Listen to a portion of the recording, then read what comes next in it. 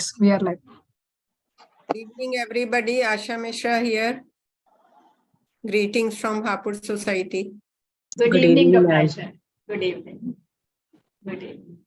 Good evening, Madam Asha Mishra. Good evening. Good evening. Good evening, ma'am.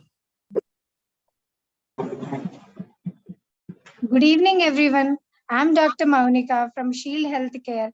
I welcome you all for today's session, AMOGS Medical Disorders Hello. Committee with Societies of Gorakhpur, Prayagraj, Hapur, Hello. Saranpur, Bandara, and Gondia.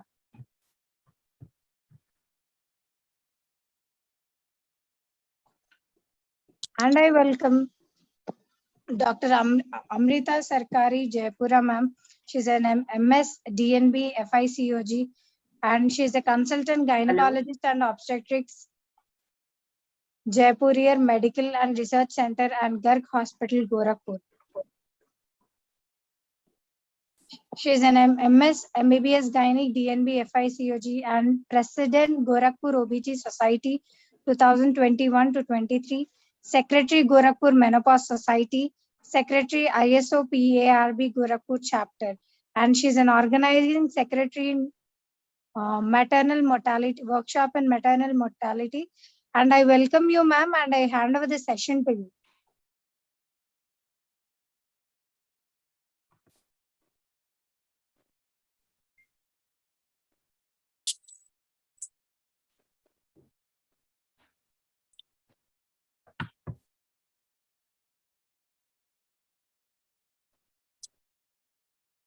Amrita, your net is okay, na?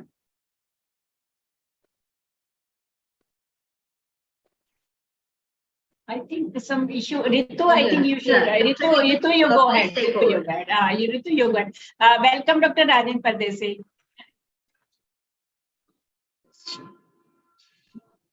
Namaste, madam. Namaste. Sir, namaskar. Welcome. मेरा भी नमस्कार, doctor Sharda Jain. Yeah, Dr. Rajendra Pardesi, namaskar. Namaskar, namaskar, madam.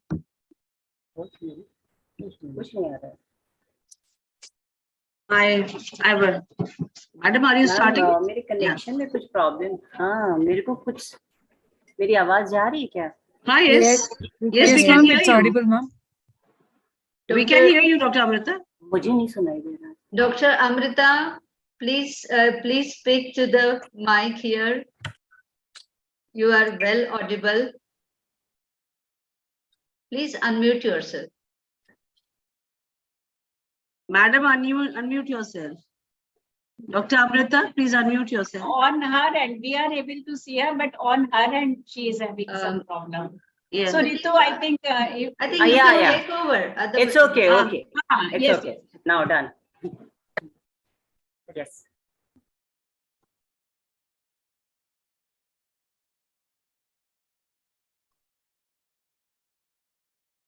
Should I start, ma'am? Yes, ma'am. Yes, yes, yes. Oh, a very good evening and a hearty welcome to this very unique webinar organized by AMOGS Medical Disorders Committee with Societies of Gorakhpur, Prayagraj, Hapur, Saharanpur, Bhandara, and Gondia.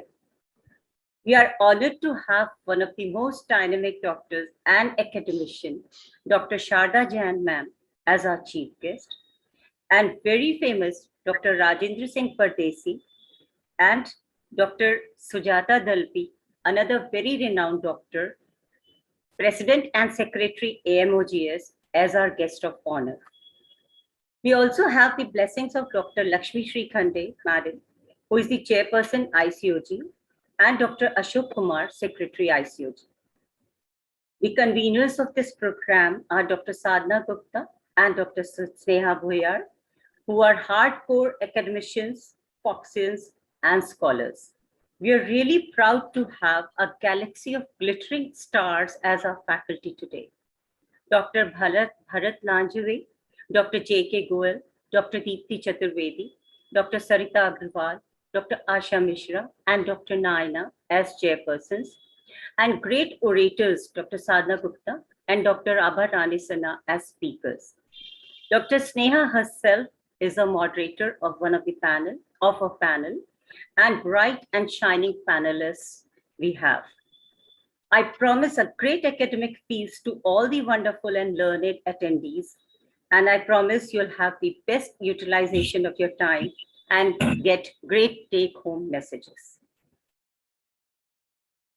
I would request now our chief guest, guest of honor, faculty, and all the attendees on this platform to join us for the lamp lighting.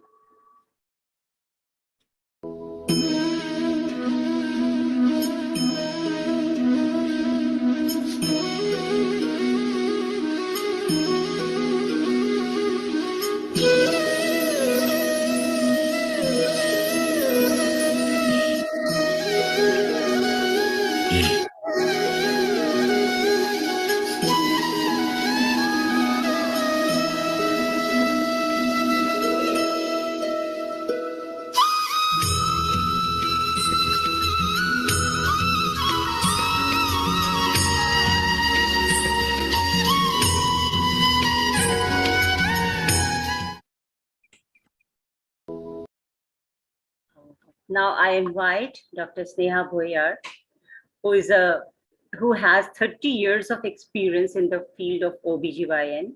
She has been serving FOXI since 20 years in various capacities, has won various national awards, also 2 international awards and state awards, and has an excellent academic career profile. And she has given more than 300 talks and more than 30 chapters and articles in national publications. I would request Sneha Madam to please welcome our chief guest, Dr. Sharda Jain. Thank you so much, Dr. Amrita, for that kind introduction. A very good evening, respected chief guest for today's program, Madam Sharda Jain, guest of honor, and our very own Dr. Rajendra Singh Pardesi, the President AMOGS, and Madam Sujata Dalvi, Secretary AMOGS. A convener for today's program, along with me, Dr. Sadhna Gupta, whom we always look as a hardcore academician and a hardcore Foxian as well.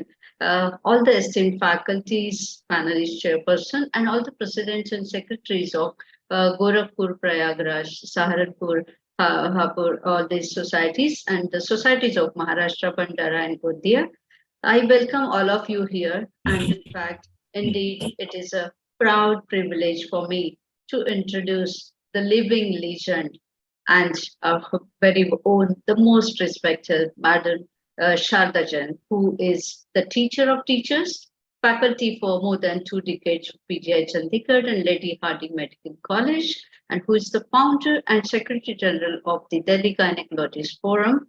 Madam is the member and expert obstetrician gynecologist for the Ethical Committee of MCI till date, and she has a decorated CV, a very illustrious person, and of course has received many lifetime achievement and living legend awards. So indeed, it's a privilege for us to listen to you and your precious words, Madam. So over to you, Madam Sharda Jain.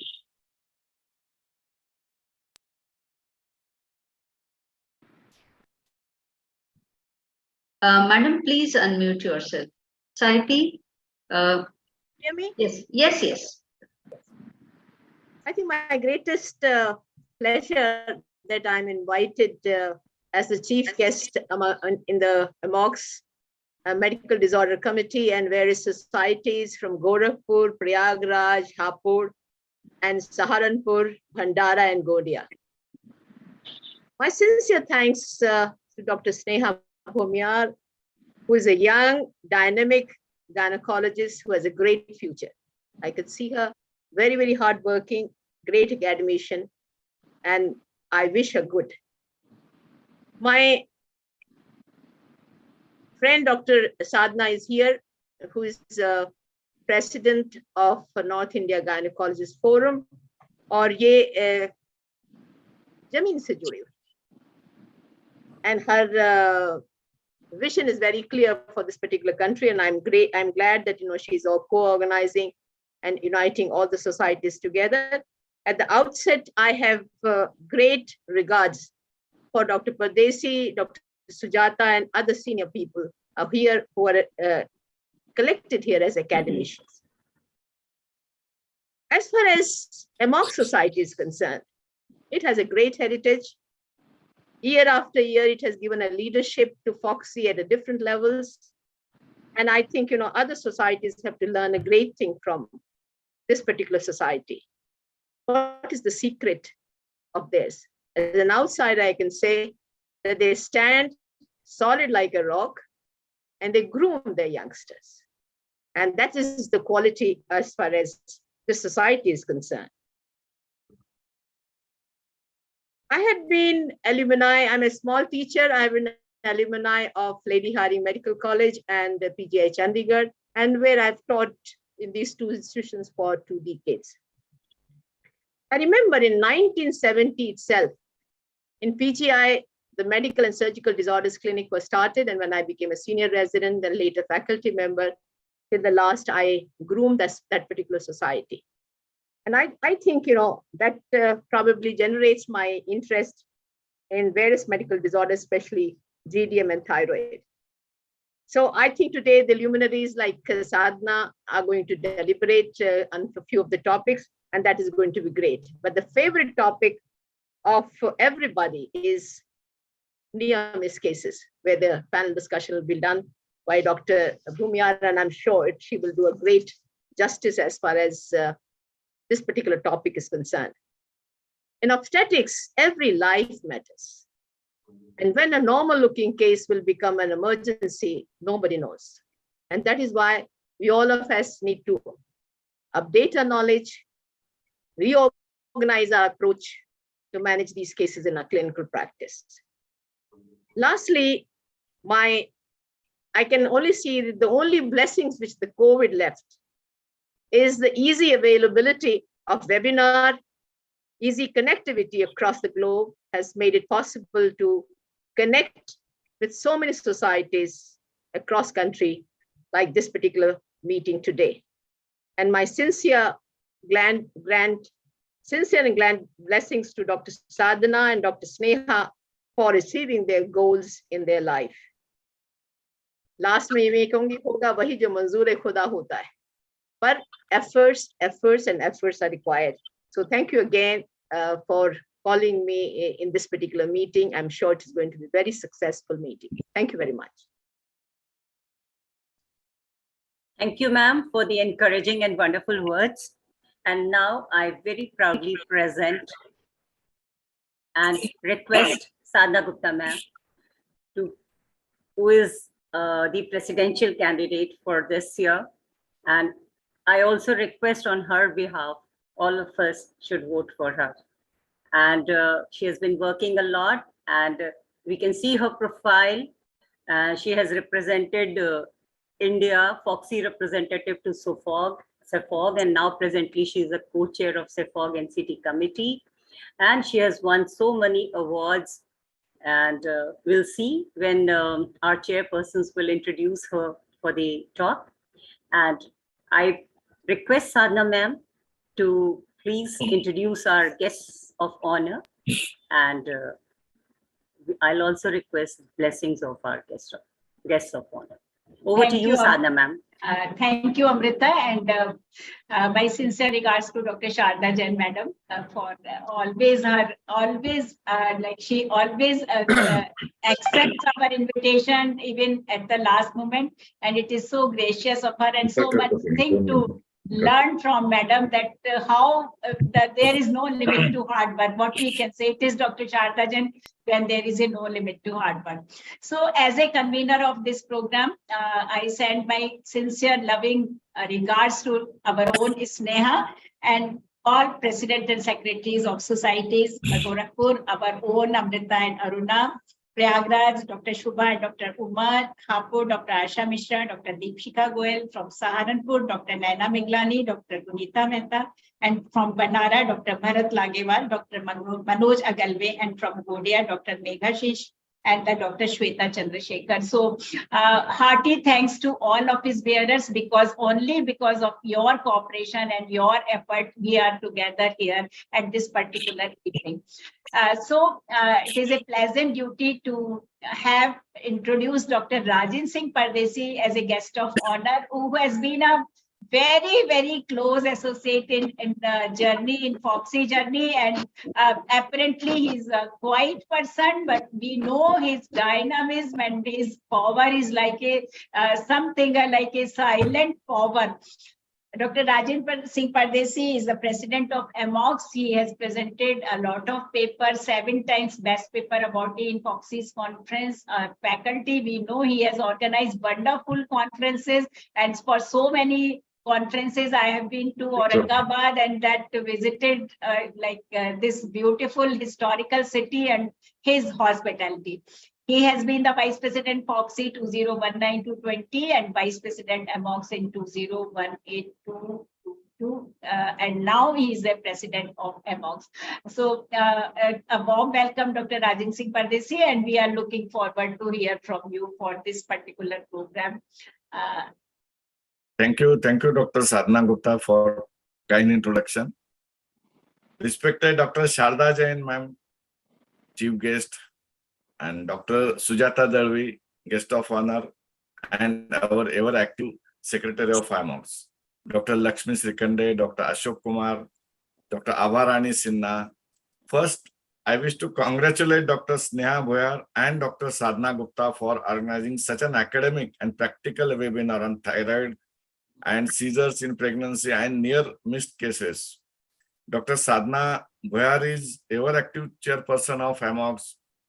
I express my sincere thanks especially to Dr. Sadhana Gupta for joining hands with AMOGS for women's health. I know Sadhana Gupta since the years. She is a hardcore academician and obstetrician. I attended her conference, I think in 2019, Saving Mothers Initiative, her passion for women's health.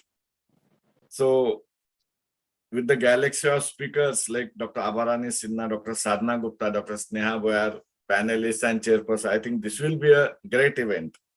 I wish every success to Dr. Sneha Bhoyar for her future endeavor in Foxy as Vice President, and also to Dr. Sadhana Gupta for her future endeavor in Foxy as President. Thank you so much for inviting me for this webinar. I don't want to be in between you and your scientific content. Thank you so much.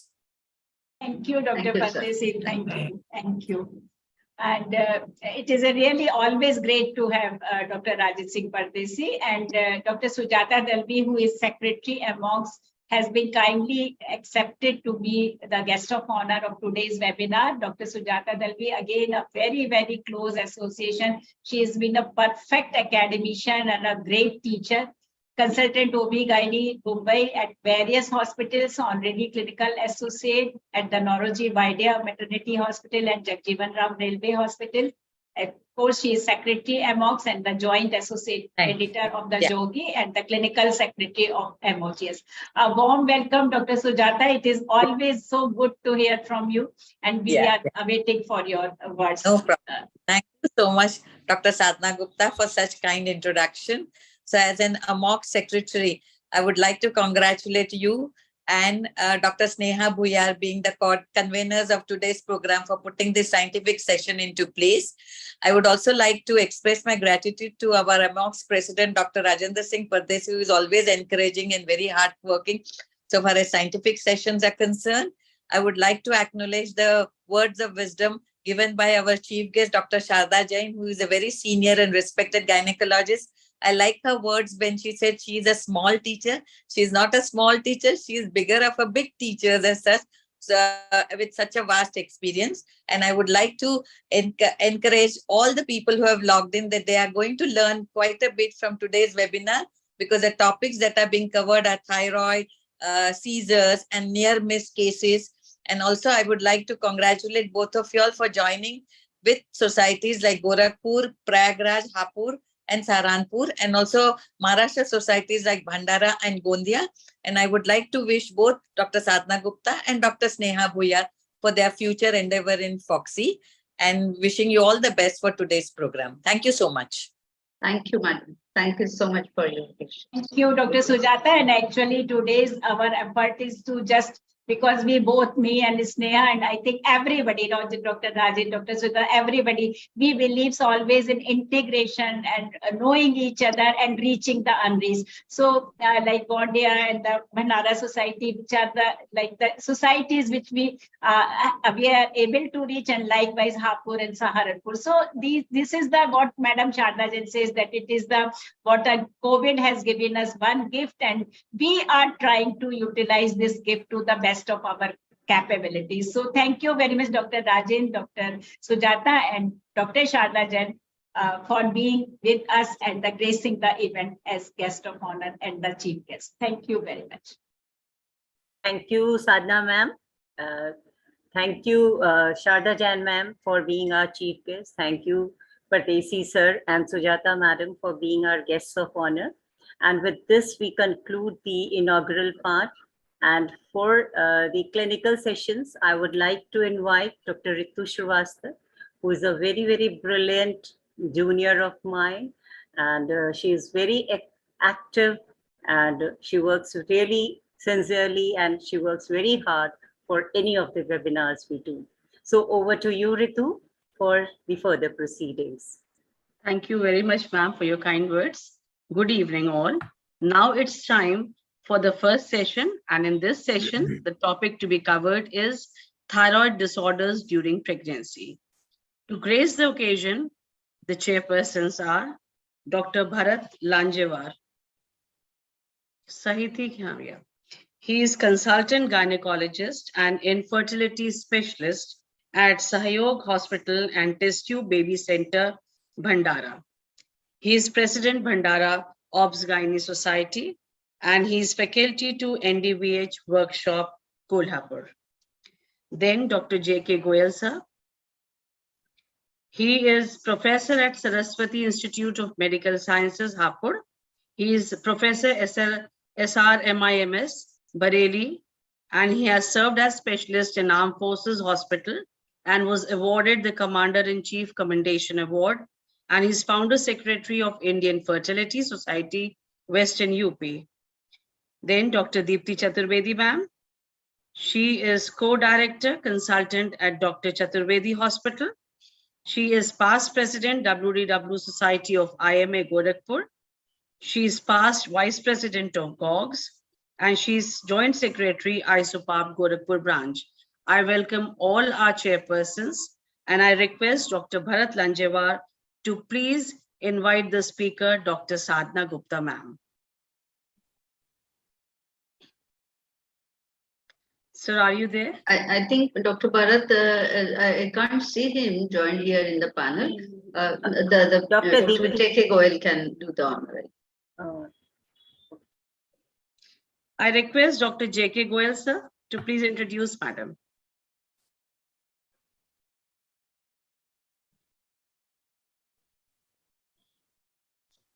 Deepti ma'am, you can go ahead, I think.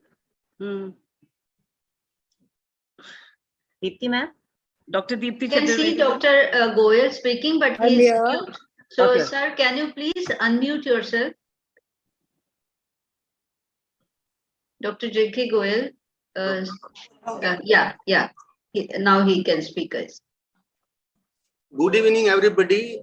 I feel pleasure and I feel honored in introducing Dr. Sadhna Gupta, a great academician, a well-known gynecologist. She had been all the gold medalist all throughout her career. She had an innumerable number of in these paper publications. She had many awards and honors in her credit. So it will take hours together to enumerate all those things. And presently, she is director and senior consultant of Obstetrics Gynae, Jeevan Jyoti Hospital and Medical Research Center, Gorakhpur. She is presidential candidate for the year 2023. I request her, I call upon her for speaking on that, enlightening us on thyroid disorders during pregnancy. As you all know, thyroid disorders are the second most this endocrinal dysfunction during pregnancy, first being the diabetes mellitus. So in these cases, it can be very challenging. The thyroid disorders can be very challenging during pregnancy as it mimics the symptoms seen in normal pregnancy. Then pregnancy is a state of relative iodine deficiency because of there is increased renal loss and transfer of iodine to the developing fetus.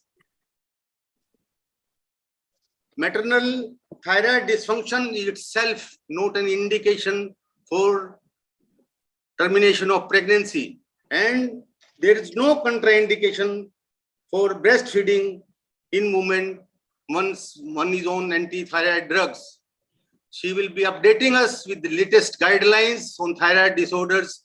Now I request Dr. Sadhana Gupta to enlighten us for that on the topic of the thyroid disorders during pregnancy. Dr. Sadhana Gupta, please. Thank you, sir, for your kind introduction, and my regards to, again, all office bearers of society, dignitaries, and the faculties, and regards to my chairperson, Dr. Bharat, Dr. Goel, and Dr. Deepti Chaturvedi. So, thyroid disorder in pregnancy, and it is like me, and I stand before you in all humility as a Foxy presidential candidate this year election. And in my all journey in the 30 years, like we have believed in hard work. I believe in taking up the key health issues, what are our national health priorities, and we have always worked together by involving inclusion and expansion. So this is a big gratitude which I owe to each and every society and each and every member of the society, pan-India spread of the Foxy. With this, I bring greeting from the land of Buddha, who says we can never obtain peace in the outer world until we make peace with ourselves. So it is all about, as a doctor, as a the person, we aspire for the position because that peace is the core of the everything. So the thyroid gland, which is coming, Dr. Goel have already set the stage by taking a few very, very important points. So interestingly, like science is not, like medicine is not only the fixing certain solution. It is always so look back, and when the Thomas Wharton in 1656 identified the thyroid gland as a oblong shield, which is, sorry. So he found that for some unknown reasons, the thyroid gland is more common, more prominent in women, and rightly so, because, am I audible? Am I audible? Yes, ma'am. yes. So it was such a wise observation because female have got certain complex endocrine environment and the reproductive function, and that's why the all autoimmune disorders are more common in the woman. So in present, we don't want to have the overt thyroid disorder because now we have the, keep it in silence. We have the sensitive laboratory tests to detect subtle thyroid disease. And important thing as a clinician is that we have to keep the early diagnosis with the high level of suspicion. And one very, very important message which I want to give, that the routine thyroid screening function test is recommended strongly for two female population, that is pregnancy and the elderly women. So today I will curtail myself to the pregnancy. And what are the questions? I think everybody will think, what's it in? It is a thyroid function and giving certain drug. But we have a lot of intricate questions, that is universal versus selective screening for the thyroid function test, when to do the test and how to do the test for the thyroid disorder. Do we have the gestational age at the population specific reference level, and how to treat various thyroid disorder and few special situations, that is thyroid nodule and the postpartum thyroiditis. So how the pregnancy actually impact the thyroid function test, because there are a lot of physiological change, and that's why there is a need to calculate population and gestational age specific reference value.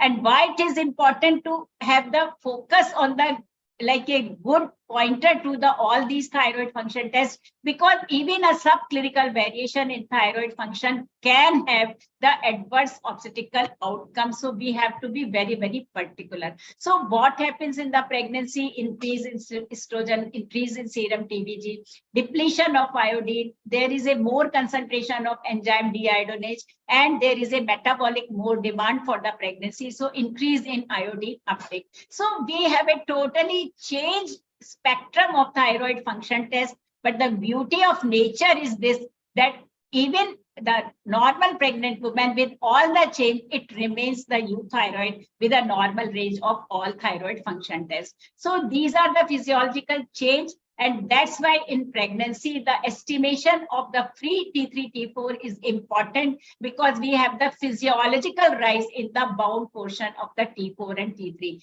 Likewise, the SCG and TSH have got the homology. So there is a transient TSH decrease in 8 to 14 weeks.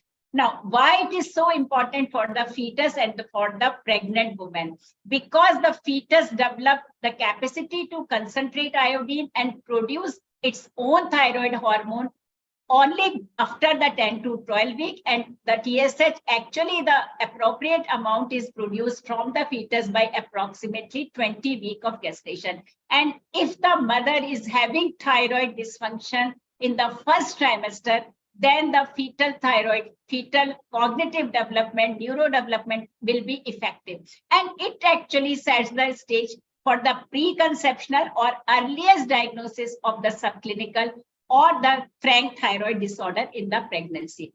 So FOXI and the Thyroid Association advocate that the universal testing for thyroid dysfunction in the pregnancy should happen. But unfortunately, till now, the government has not approved this universal screening for thyroid disorder. So in the public health facilities, women are actually not having the opportunity to having this simple screening test. Why it is important? We have a strong point to say, because our own Indian study says that if we take TSH even 4.5, then we have around 15% of the population is having hypothyroidism, and TSH 2.5, then around 40%. So these are all Indian studies, and as a FOXI and as a professional body, we have still to work very, very emphatically and advocacy that our all women in all facilities get the universal thyroid screening. And we cannot follow the Western world recommendation, because in Western world, either be it is a GDM or be it a thyroid disorder, they are not that common. And the South Asian population have the high propensity of the thyroid disorder.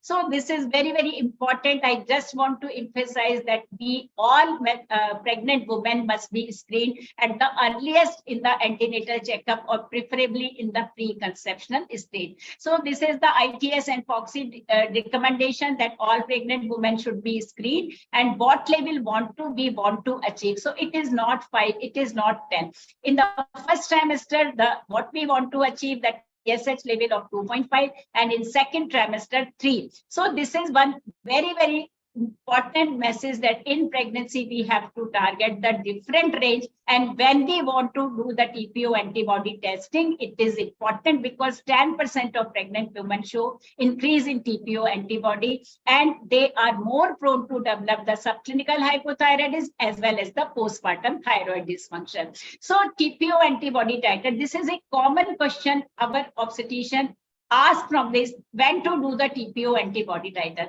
So if TSH is high, we should do the TPO antibody titer in pregnancy. Besides, if the woman have the personal or family history of any autoimmune disease, with the type 1 diabetes, with the history of miscarriage or preterm delivery, these are the women where we should order the anti-TPO antibody. However, what Dr. Goel says, that the maternal thyroid dysfunction, like you have the thyroid screening and you find 7 TSH, it is not an indication for termination of pregnancy. And if you treat well, usually the results are well. How we manage hypothyroidism in pregnancy are the issues is very, very simple. It's not so. So this is the classical picture of overt hypothyroidism, what we study in the medicine: fatigue, constipation, cold intolerance, depression, loss of hair, hoarseness. But actually, the adverse, we don't want that overt picture of hypothyroidism now, we have to detect even a very, very minimally raised at the early stage disease. How the hypothyroidism treatment is so very important for the woman. It is also, of course, it is for the fetus, which can have the growth restriction, perinatal mortality, jaundice, respiratory distress, and impaired neuropsycho-intellectual development. But the mother can also have the great complication, that is anemia, CHF, depression, all grade of the hypertensive disorder of the pregnancy, more PPH, more cesarean section, and story does not end. In postpartum period, women can have the postpartum depression and the hypertension. So this is the recap that every pregnant woman must be screened. And if TSH is elevated, it is always desirable that you do the free T4 and the TPO antibody titer and follow the women very, very closely who have the TPO antibody titer positive. We want to have the level 2.5 in first trimester, 3 in the second and third trimester, and you tighten the dose as per the 5 to 10, 25 to 50, 10 to 20, 50 to 75, and it is more than 20, then 75 to 100 microgram. When the woman is previously hypothyroid, as soon as the urine pregnancy test is positive, you increase the dose by the 30%. This is the dictum. And how to monitor, how close? This is again a very, very important question. So for the first trimester, one should do at the 4 to 6 week interval and at least once in the second and the third trimester. Though at 6 week interval, the thyroid estimation is the desirable. Subclinical hypothyroidism is again a gray area. And what is meant by subclinical hypothyroidism? When there is an increased TSH, but the T3, T4 level are normal. So there is a little bit gray area when there is a no clear consensus, but I will like to give the clear message. First of all, the subclinical hypothyroidism is also associated with adverse obstetrical outcome. So that needs a little bit careful approach, and it shows that it can have the subclinical hypothyroidism, preterm labor, and the IGR. So if there is a subclinical hypothyroidism, that is TSH more than 4 with TPO antibody negative, then again in pregnancy, it is better that we treat with a minor dose. If it is more than 4 and the antibody positive, then the patient needs treatment. And if it is 2.5 to 4 and the TPOB antibody negative, there is no significant difference. So it is important that when there is a TPO antibody positive, we have to have a more close watch on the thyroid dysfunction test, thyroid dysfunction and the pregnancy. And the patient, if it is more than 4, one has to treat with the thyroxine, despite the T3, T4 level are normal. So this is very, very important. And these women with the TPO antibody positive have to be followed in the postpartum period for the postpartum thyroiditis as well. So this is all what we say when there is a autoimmune thyroid disease, the treatment with LT4 decrease the risk of preterm delivery. And these are our own FOXY and the Indian Thyroid Society guidelines that they recommend whenever there is a TPOB positive, we have to have a low threshold for supplementation of thyroxine replacement, and they always have to be monitored into the very, very closely in the second and third trimester, as well as for in the postpartum period. Now, again, a very important as an obstetrician that LT4 therapy can be considered in euthyroid pregnant women with the TPOB antibody positive and history of recurrent pregnancy loss. So when there is a recurrent pregnancy loss, again, the TPOB antibody titer is one of the important investigation what we do as a clinician. Always prescribe well. It is not to be taken with iron, calcium, NEH2 receptor antagonist, few drugs like iodine, lithium, anticonvulsant, anti-tubercular steroid. They can have the increased LT4 requirement, and all professional body says not to use other thyroid preparations such as T3 or desiccated thyroid in pregnancy. So very, very important point. Many pharma people come to us for this, and it is not to be used. A word about the iodine deficiency, because we have a lot of sub-Himalayan or a major, quite a big part of our country is having iodine deficiency, and we have to make sure that our women take that fortified salt and they have at least 200 to 250 microgram iodine in their diet. And it is good that we sometimes supplement with micronutrient and the food fortification, which our government is doing. So this is very important that we are very particular in gestational reference interval. We know the pregnancy change and we alter the dose of the thyroxine accordingly and follow the woman and the fetus.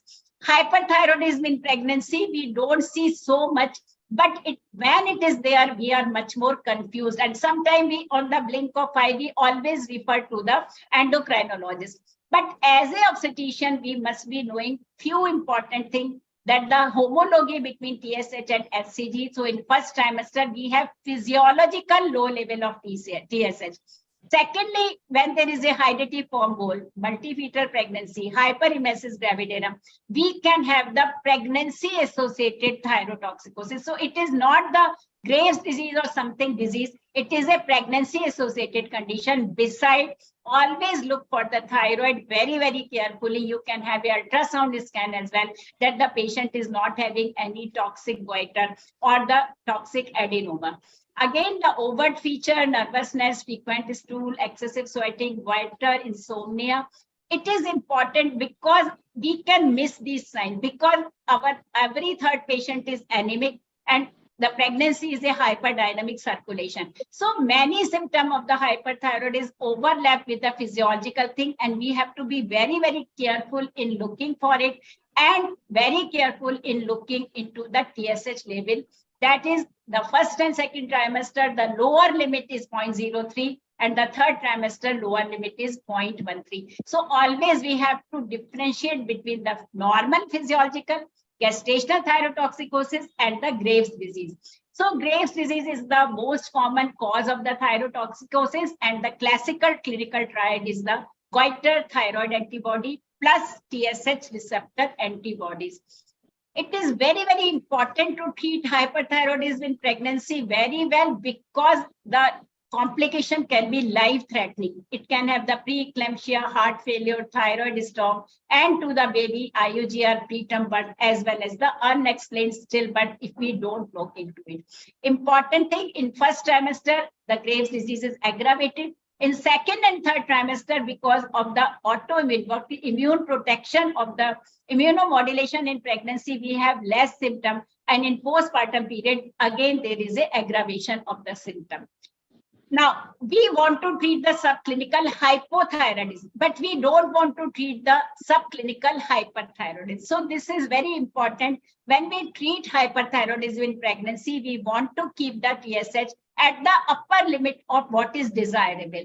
And always when a woman is having a hyperemesis, always screen the woman with the full T3, T4, TSH estimation. So this is very important, that we have to be very aware of the good diagnosis and the good workup. So because the complication can be life-threatening, it can result into the near-miss situation as well. What are the drugs we have? We have the propylthyrosol and the carbimazole and the methimazole.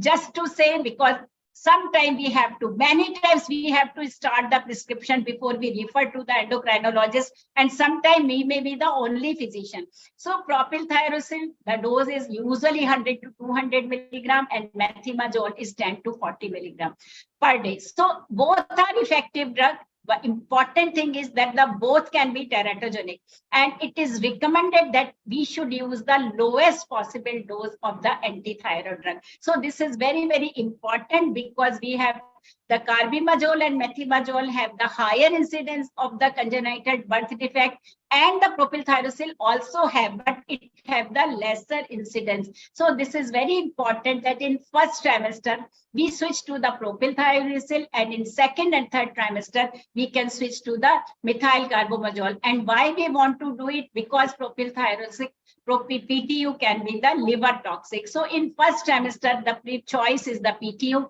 and in second and third trimester, it is a methimazole or the carbimazole. What we want to have the T4 in the upper normal range. So a little like it is not a very, very close control. What we want, that the FTO4 in the upper limit. If there are like a CHF or the very high cardiac rate, then we can go for the initial add-on beta blocker, and then we keep on antithyroid drug and follow up the patient every 4 to 6 weeks. So these women really need the regular follow-up. A word about the fetal function. Because the overthyroid, this euthyroid woman with the thyroid antibody in early stage of pregnancy. So the woman is euthyroid, but she has the TSH receptor antibody positive. Now these fetus should be followed for the fetal heart rate, that they don't get any hyper or the hypothyroidism. So this is very important, that fetus has to be followed, because maternal TSH receptor antibody can cross placenta and can cause fetal thyrotoxicosis as well as the fetal death. So you have to look in the ultrasound that the fetal thyroid has to be looked for, fetal heart rate to be looked for, and whenever there is a thyroid receptor antibody or the Graves' disease, sometimes the fetal cord blood sampling is also required. So it is very, very important. And again, there is no contraindication for breastfeeding in women or anti-thyroid drug. So this is very important. Now the surgery in the this Graves' disease, very, very uncommon. Usually you can take very well managed with the anti-thyroid drug, but few indication when the patient is non-adherent, the maximum dose is not correcting hyperthyroidism, and when you look for the surgery, the best time always is the second trimester, whatever surgery we do. Radioiodine, naturally it is contraindicated to treat the hyperthyroidism. So these are again what I have said, it is the Indian Thyroid Society and the FOXY guideline, which I have already mentioned, and they like we must be aware of it. And what we say, the subclinical hyperthyroidism, it does not warrant any treatment. Thyroid is strong, it can be life-threatening, though it is not that common. The treatment is multidisciplinary. It is time for the multidisciplinary management in obstetrics. Whenever we have like any complication related to medical disorder and use of anti-thyroid drug, the principal are anti-thyroid drug, cold iodine, beta blocker, glucocorticoid, corticoid, and management of the precipitating event. Lastly, a word about postpartum thyroiditis. So many we talk of postpartum depression. Mind it, the patient can be having the postpartum thyroiditis. Any woman with the TPOB antibody positive must be followed after 6 weeks for the thyroid function test. And any woman with the personal or family history of any autoimmune disorder should be investigated after 6 weeks, then 3 months, and after 6 months of the postpartum. First is the phase is the transient hyperthyroidism. You don't need to have any treatment, but when there is a hypothyroidism phase, the women need the thyroxine replacement. And 20% of women, these women who have the postpartum thyroiditis, develop hypothyroidism in next 5 to 10 years and may need the lifelong thyroxine replacement. Thyroid nodules never to be ignored. It is the second most common cancer after breast cancer in pregnant population.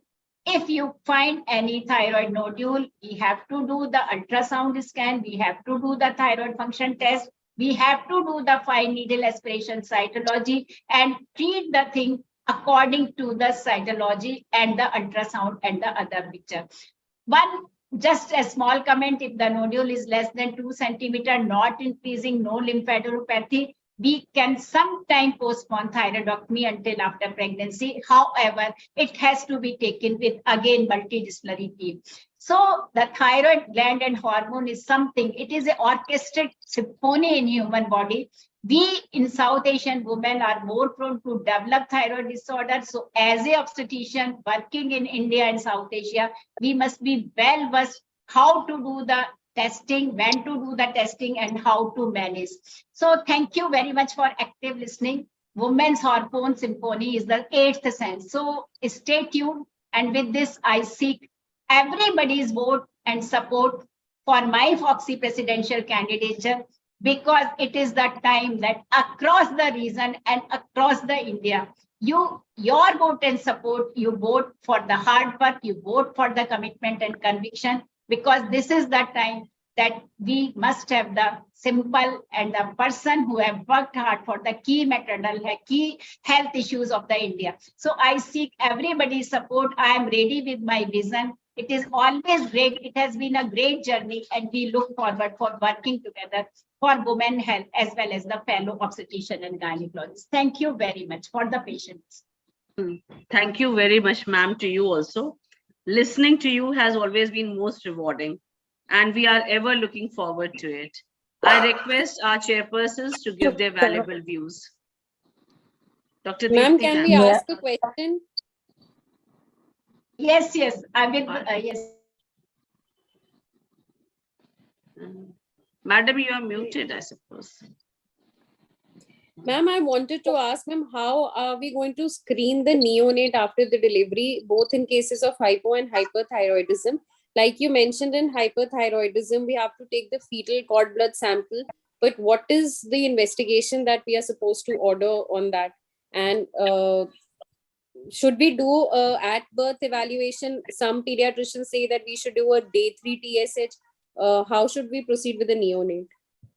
This is actually very, very important question. And one thing I will say that it is not only the woman with the thyroid dysfunction in pregnancy. Actually, what is our advocacy should be along with the pediatrician and neonatologist that every newborn should be screened for the congenital hypothyroidism because the incidence is around 1:2,000. But if we miss that period, when we diagnose it later, the baby have got already a disturbed and a marked adverse effect on the neurocognitive development. However, with the woman with the thyroid dysfunction in pregnancy, they are a special situation. So there are one thing which we can do at a cord blood.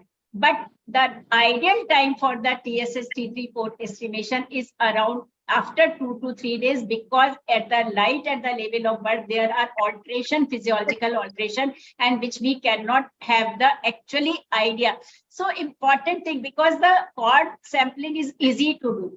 If we find the abnormal result across that range, what is allowable, it is not 5 or 6, it is around 10, then these newborn have to be followed. So this is important. What we have a screen for all spot test, heel spot test, that we have the spot test, and we have the screening for many enzyme deficiency which are common. But important thing is that all screening tests are not a test for disease. It is a test to pick up the high risk newborn and their family need to be followed for it. So important part is not only testing, it is important part that we have to call back and do the retest and confirm the diagnosis and act accordingly. So thank you very much, Dr. Gunita, for this very, very important issue, which is actually one of the public health issue in our country. Thank you so much, ma'am, for beautifully answering. Thank you, Dr. Sadhna, for your elaborative, informative talk and crisp talk. And really, this is a talk of award winner, 3 Korean award winner, women of international fame.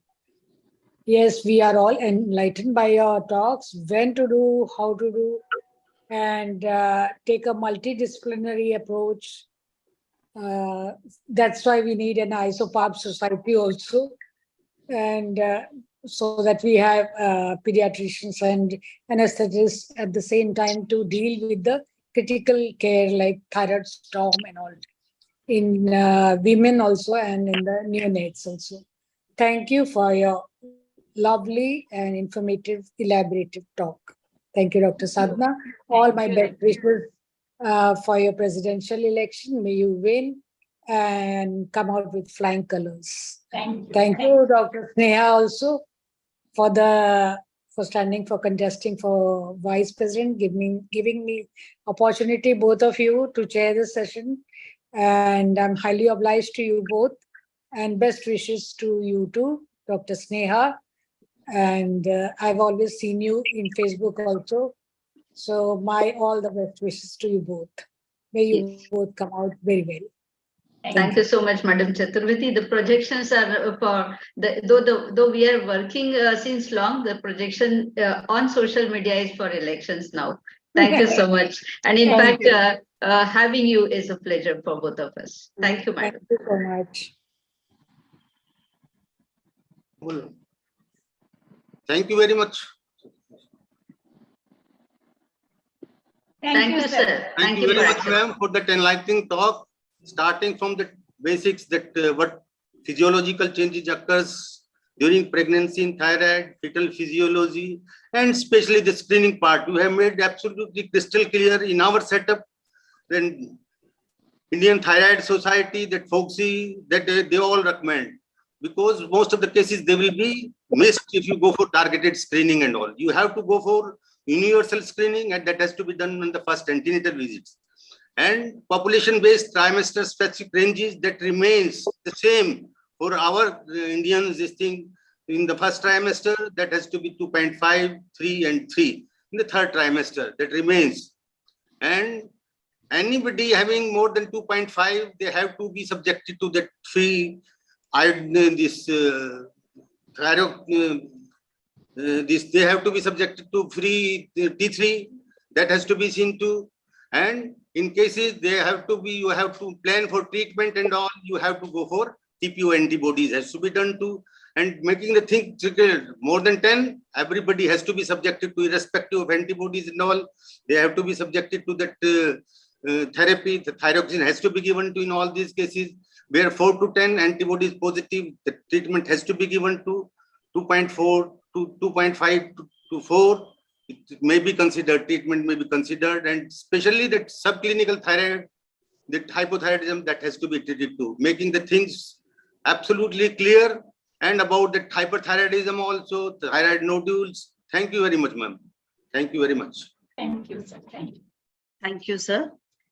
Yes, as the speaker of the second session, Dr. Abharani Sinha is busy in a meeting. She'll be joining a little later on. So we go on to the panel discussion.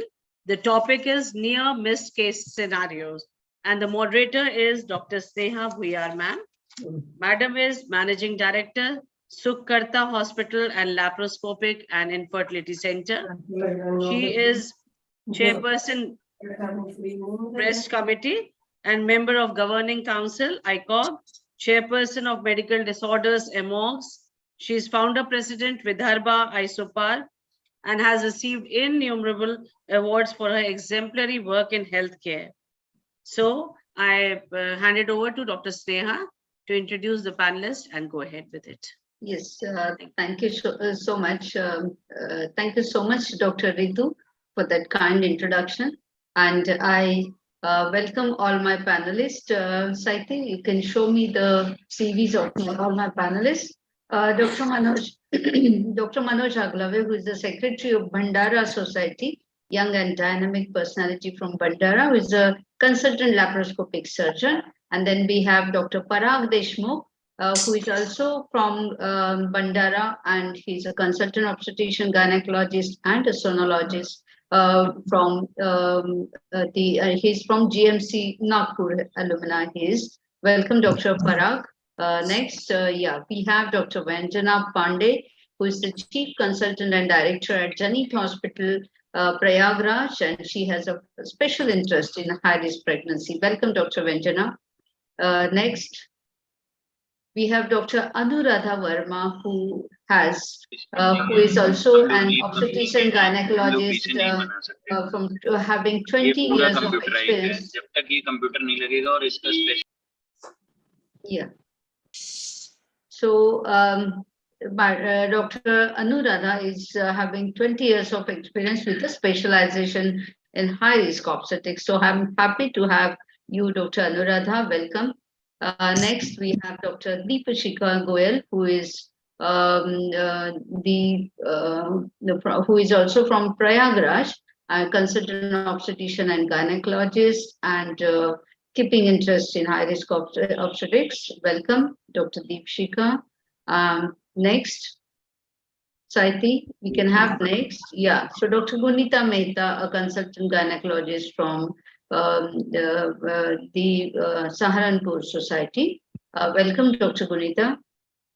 And with this, without much ado, I go ahead with the panel discussion. And I have already welcomed the panelists. So we will just start with the case discussion. So we have been talking about the maternal mortality rate And it was so high in the range of 500, then it came down to 230, and over so many, I think last 2 decades, it was not just coming down. And we are very proud and happy to see that it has come in a double figure. At least it has come down from a triple figure to a double figure. And yes, the credit goes to all of you. So congratulations. But yes, we have to still reach the SDG goal, and we look forward for that. So MMR is, maternal mortality rate. It is not just the statistics, the numbers and rates and ratio. These are women, my friends, these are whose faces we have seen in the face of agony, distress, and disrepair.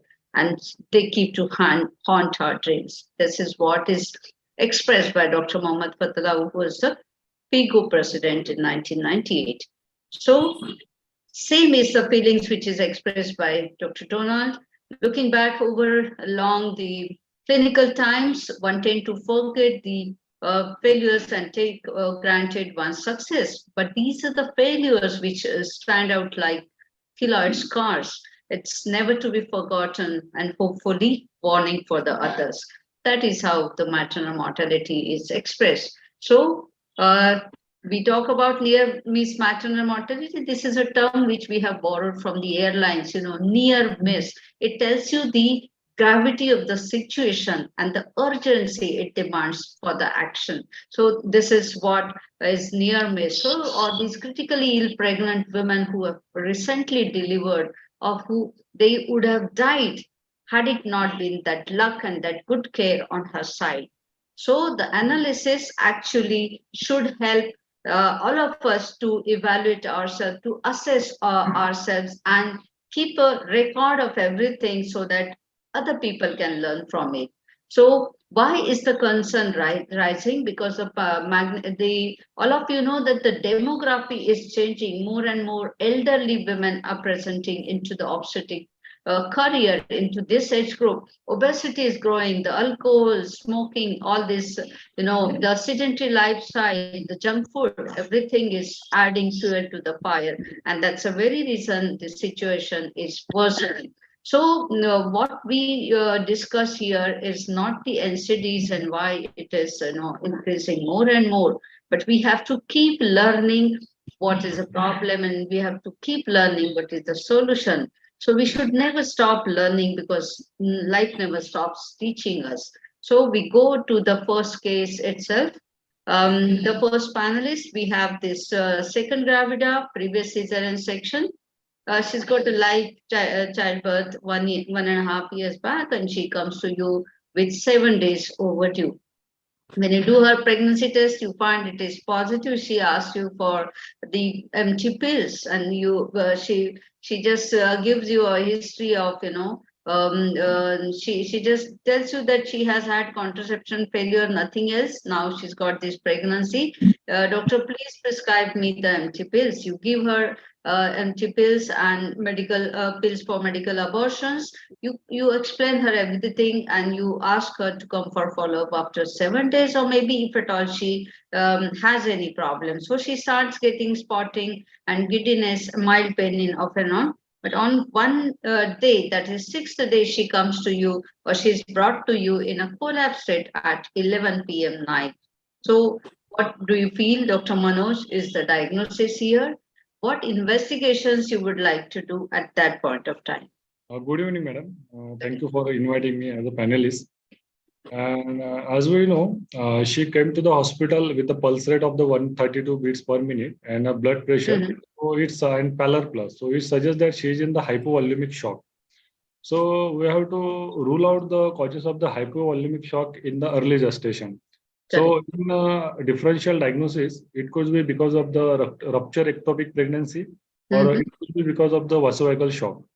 Correct. So these two differential will come in my mind. Yes. So what investigation will differentiate this? So when the patient arrived to us, so we have to do the all routine investigations, her hemoglobin level, and then good ultrasound.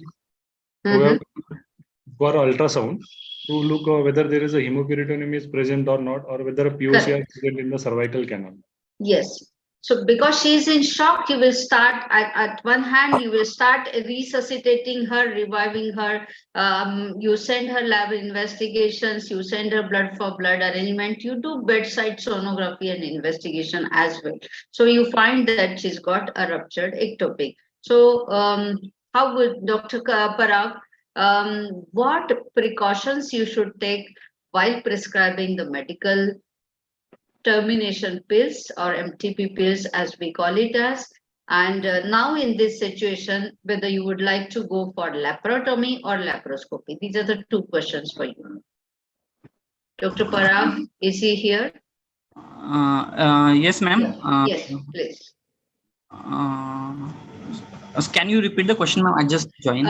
Yeah. So for before prescribing the medical abortion pills, what what precaution you should take?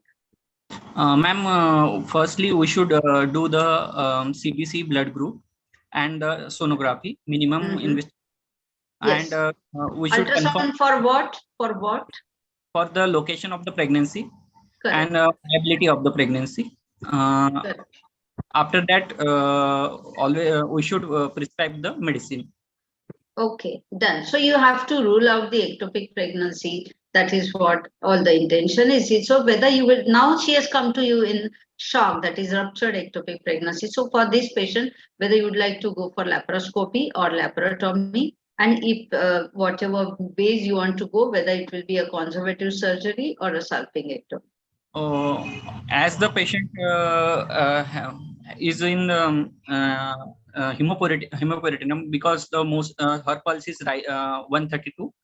So I will go for laparoscopy and salpingectomy as the mostly the patient have the rupture ectopic. Yeah. So for rupture ectopic, whether you prefer laparoscopy or laparotomy? I prefer laparoscopy. Yes. Yes. So the answer is yes, whatever way modality you have available, accessible, and whatever you are comfortable with. So if you are an expert laparoscopic surgeon, even a ruptured ectopic pregnancy you can manage very well.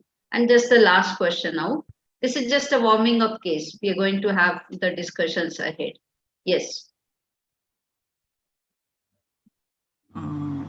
Whether you will be going for salpingectomy or conservative management. Ma'am, I will do the salpingectomy mostly because as the patient is having rupture ectopic. Correct. And correct. If she is mostly in case of the infertility and the patient the pregnancy is unruptured, then in scenario we will plan for the yes, but here this patient is having ruptured ectopic, so that should be all for this patient. Now the proper patients for the critical care or the near miss cases, we start from here. So this we have this 36-year-old woman who conceived after IUI. Her husband is working in Dubai and she lives in village. So after conception, early pregnancy, she came for follow-up till 24 weeks, and one fine day at around 34 weeks, she came to you with pain in abdomen, came to the local hospital with mild pain in abdomen, pedal edema. Blood pressure, which was measured that time, was 176 by 116.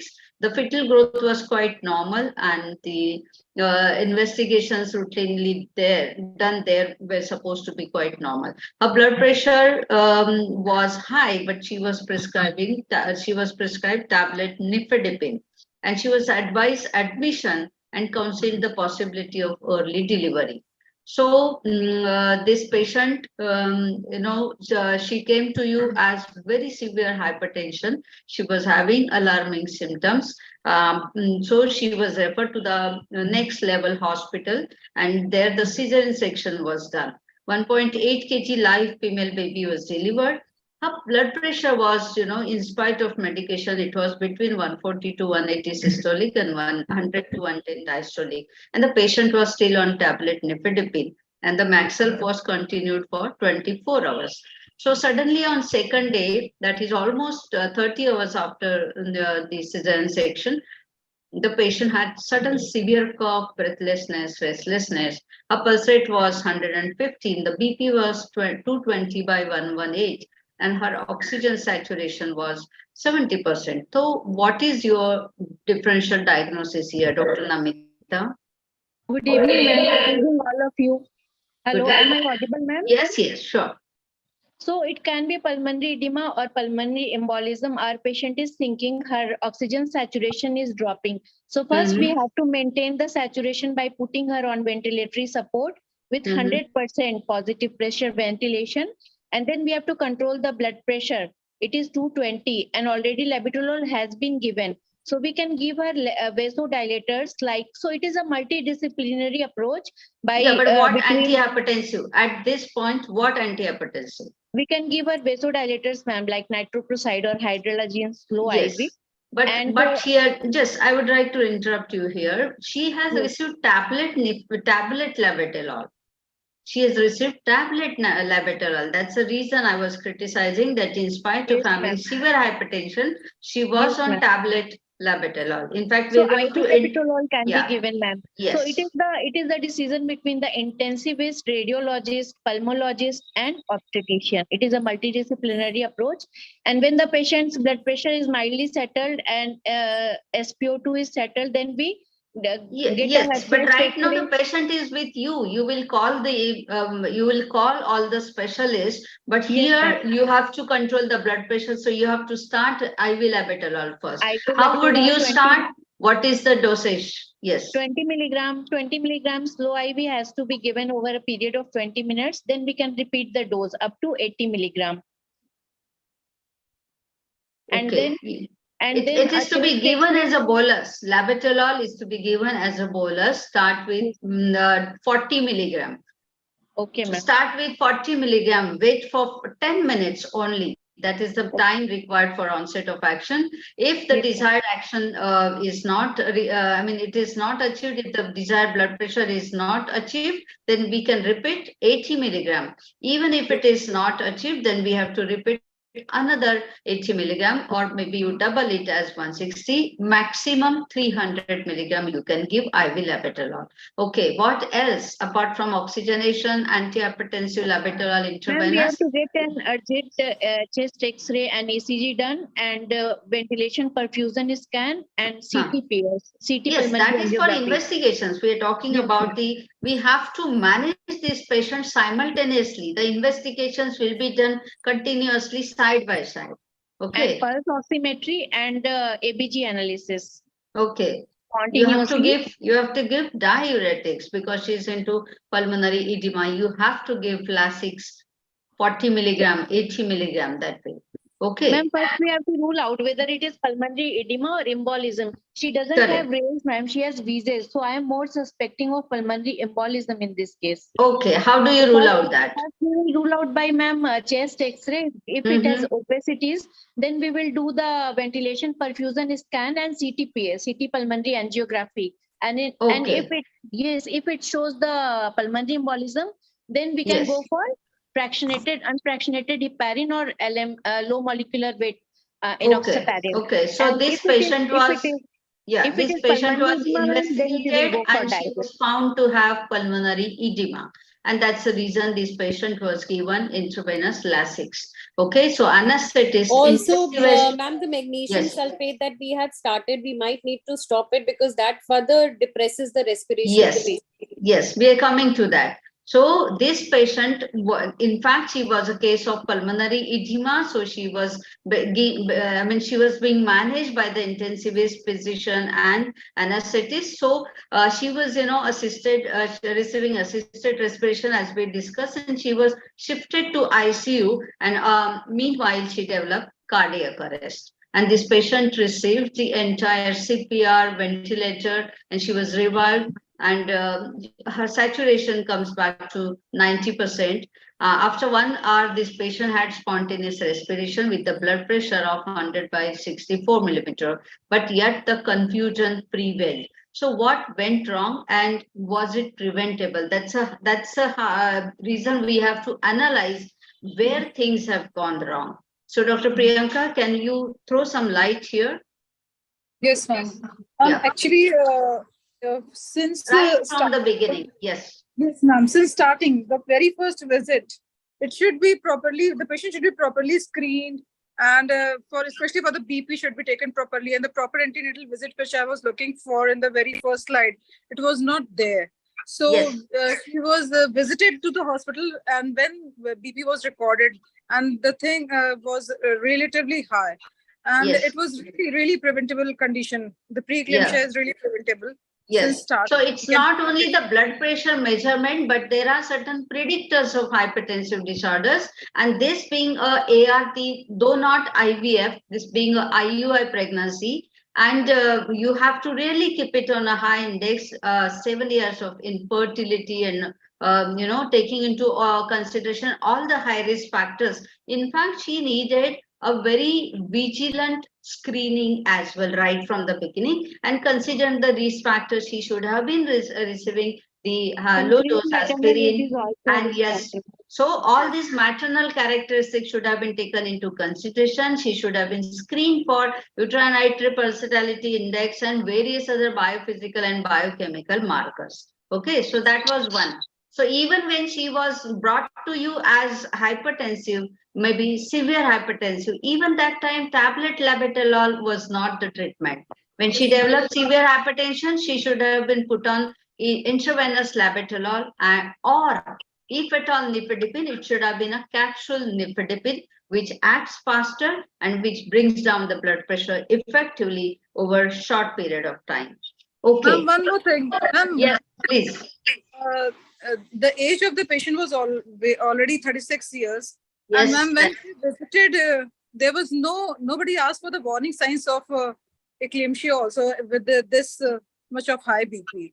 Yes. So the warning signs should be asked for the patient. Yes. Whether she was having headache or epigastric pain or reduced urine output, or kind of a thing. So but in spite of that, because the blood pressure was so high, she was put on magnesium sulfate. You can see here, she was on magnesium sulfate. Okay, so that was not wrong. But the antihypertensives also were missed, which should have been intravenous. And if at all the patient was at a risk of going into pulmonary edema, she could have received the diuretics after the delivery of the baby at least. Yes. So all these things were missed. So pulmonary edema, actually you have here the pulmonary interstitial and alveolar fluid collection. And that's the reason there is a ventilation perfusion mismatch. So the patient develops hypoxemia, she develops increased work of breathing, and all these causes, right from the infection, preeclampsia, cardiac diseases, and tocolytics, or even thyroid. So in this condition, also this can happen. But here it is severe hypertension with lots and lots of, mismanagement from our side. So how do you manage? You have discussed it, that you write ABCD, you have to check the airway, see that she is breathing spontaneously. If not, you can help her with mechanical ventilation. See that the circulation is good. If not, dopamine or dopamine can be started. Assess the primary cause, as you have very well discussed, the chest X-ray, ECG, and the ABG.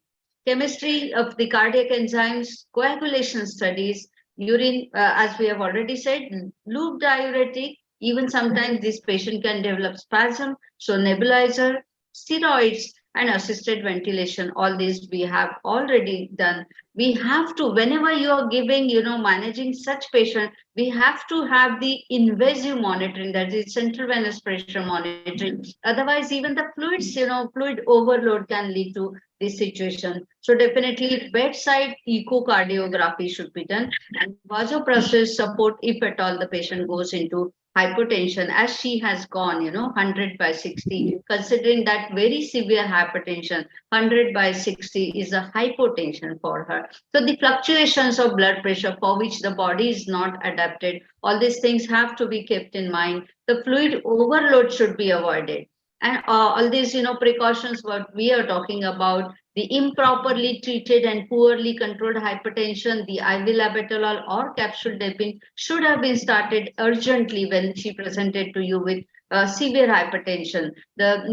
Because it's not only the hypertension, that you are worried about eclampsia, but all this pulmonary edema, acute tubular necrosis, and acute renal failure, intracranial hemorrhage, hepatic rupture, there are so many other conditions or complications which can take place. And that is how you have to be really very cautious for managing the severe hypertension. Ma'am, in this last case, Yes. ma'am, we had done the cesarean, and after 8 hours of post-cesarean interval, we could have considered giving this patient a prophylactic DVT prophylaxis, which might have prevented this event when we had finally diagnosed that yes, she is preeclampsia with of severe variety.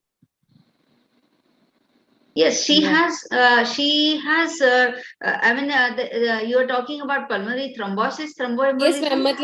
Ma'am, lots of studies mention that in high-risk cases, because pregnancy is a hypercoagulable state. Yes. So in itself, Yes. one high-risk factor is pregnancy. Then the second Yes. is that In fact, preeclampsia is a very significant preeclampsia with a diastolic BP of 116. Yes. Yes. So we could have considered, at least in the post-op period, after that initial interval of 6 to 8 hours was passed, we could have considered, because the patient landed into pulmonary embolism after 30 hours of the cesarean. So we had a gray zone, which if we could have considered doing a coagulation profile. Yes, you're right. But giving a DVT.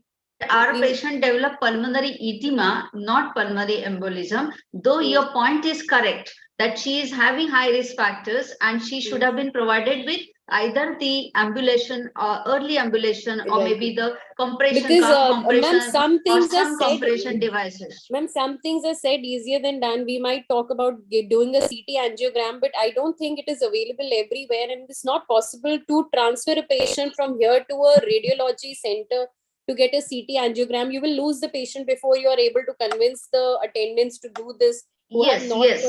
Given Agreed, any Dr. vision to the Gunita, patient. agreed. But your discussion is about pulmonary embolism, and our patient developed pulmonary edema. That is Ma'am, what I I'm agree. saying. Yes. I mean that at We a agree time of with you. emergency, we The are not point able well to taken. differentiate We edema agree from with you. embolism. Yes, So yes, what we to do? agree with you, Dr. Gunita, that in fact, at every stage, the patient was mismanaged. And that is why purposefully we have, posted the questions that way, that where you could have prevented. And the point very well taken that yes, the calf compression, maybe the elastocrep bandages at least, or the calf massage, early ambulation, or maybe even some compression devices with pneumatic compression devices, which actually helps in circulation, could have been made available for this patient. So we close this case here. Thank you so much. And Dr. Anuradha Verma, this is a case for you now. A primary gravida, 9 months of amenorrhea. She was referred to the hospital at 11 p.m. Night, 11 p.m. And she was hospitalized, at nearby individual nursing home, and she was in labor there for almost 8 hours. Okay, she was having failure to progress, and because she was posted for cesarean section, the sister tried to catheterize her. There was no urine output, absolutely. Okay, so because it was a small individual nursing home, now this patient was shifted to the hospital, which is, the higher center. And when you examine, you find that her pulse rate was 110, BP is 110/70. Her uterine contractions were very severe, and the heart rate was 100 to 120. So you thought the cervix is dilated 7 centimeter, the membranes are absent, and station is 0. So what is your diagnosis for this patient on clinical background? That is one. And secondly, when the patient was having these investigations with her, that her hemoglobin is 8, platelet count is 1 lakh, her PT-INR is 2, and the APTT is prolonged. Okay, so fibrinogen was only 150 and FTP was present here. So what is the diagnosis for this patient, and how would you go ahead with the management of this patient? Okay, thank you, ma'am. Thank you very much. And as she is the 20-year-old primary gravida with full-term pregnancy, and already 9 hours has been elapsed, and she's come with the severe contractions, so she might be possible. Yeah. So what is the diagnosis, and how would you go ahead? We have to be little fast. She might have, ma'am, obstructed labor or acute renal failure due to septicemia. Septicemia. Septicemia, because there is a membrane is absent. So but the membranes can be absent only few hours back.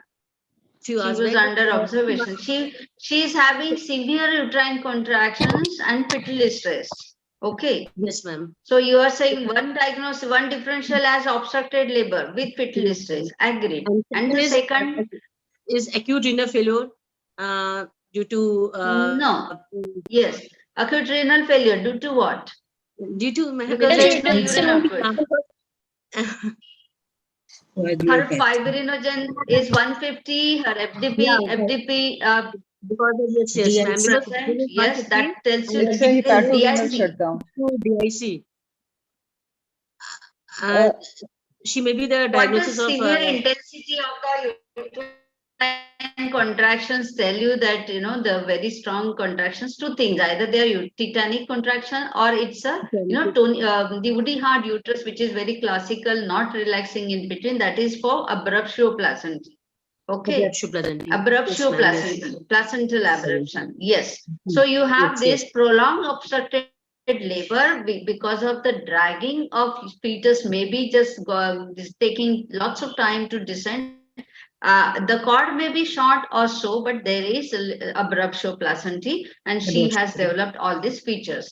Okay, so the diagnosis is here abruptio placentae grade 3 with labor, anuria, and coagulation failure. On one hand, you have the patient in DIC, on the other hand, the baby has fetal distress. So how do you manage? Whether you get the blood and blood products first or you go for cesarean section first? Yes, ma'am. Because fetal heart rate is 100 to 120 per minute. So the main theme is to deliver baby as soon as possible.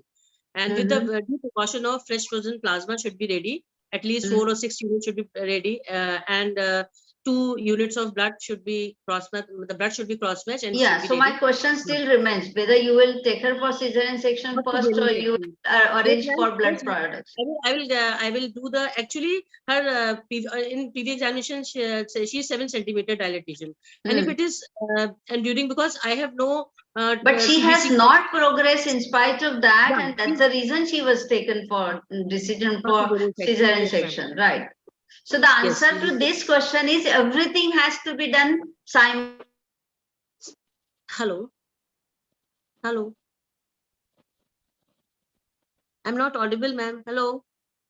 What's happened? Distress. Okay. You are audible. Yes, please. Yes. Anybody else wants to add to this? How do you go ahead with this management? I will do the cesarean section, keeping hand ready for the fresh FFPs. And whether you will keep it ready or you will give it as soon as possible. I will give. I will not wait for the yes, ma'am. Yes. I will give plasma and start cesarean, and then until the blood has to be covered. Okay. So yes, tell me. Yes, Dr. Gunita. That is volume replacement. The patient is in anuria. If she is going in obstruction labor or abruptio, she's already losing her volume. We need to correct her hypovolume at least till the blood products are coming. And that will we'll like prep up her for OT if we preload the patient.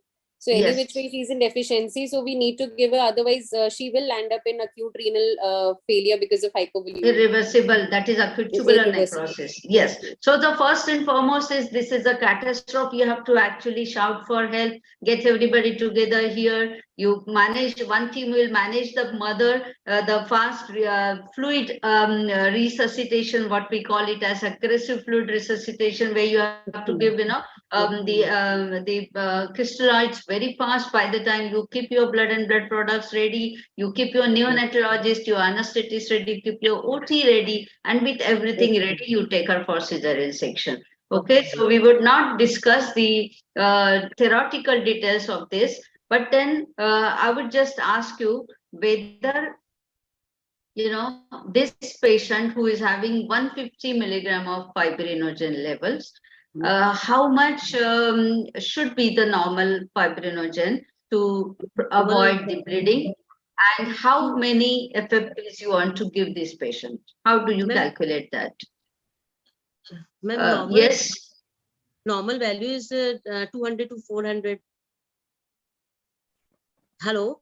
Am I audible? 300 to 400 minimum. Yes. Yes. and at Yeah. least 4 fresh frozen plasma should be given. Mm-hmm. 4 to 6 fresh frozen plasma should be given. Okay. So first and foremost, you, as I have said, that you have to keep everything ready. You have to see that her volume is corrected first, her hypovolemia is corrected first, and then of course you have to see that her hematocrit is also brought to normal. So it's not only the volume, it's the hematocrit, it's electrolytes, it's the coagulation factors. Everything has to be taken care of. So you have to give everything simultaneously.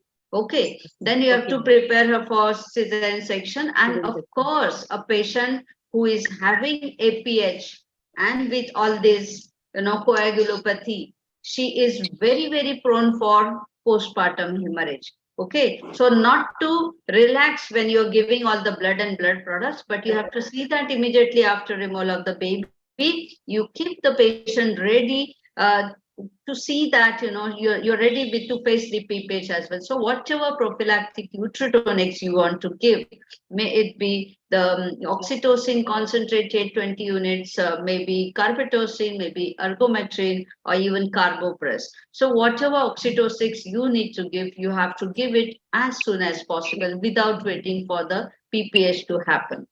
So that is the message here, that you don't have to wait for one and go for another. Any emergency for that matter, you have to take care of everything simultaneously. So with this, we conclude this case, and we go ahead with the next case now. Dr. Pooja Singh, is she there? Dr. Pooja Singh is not there.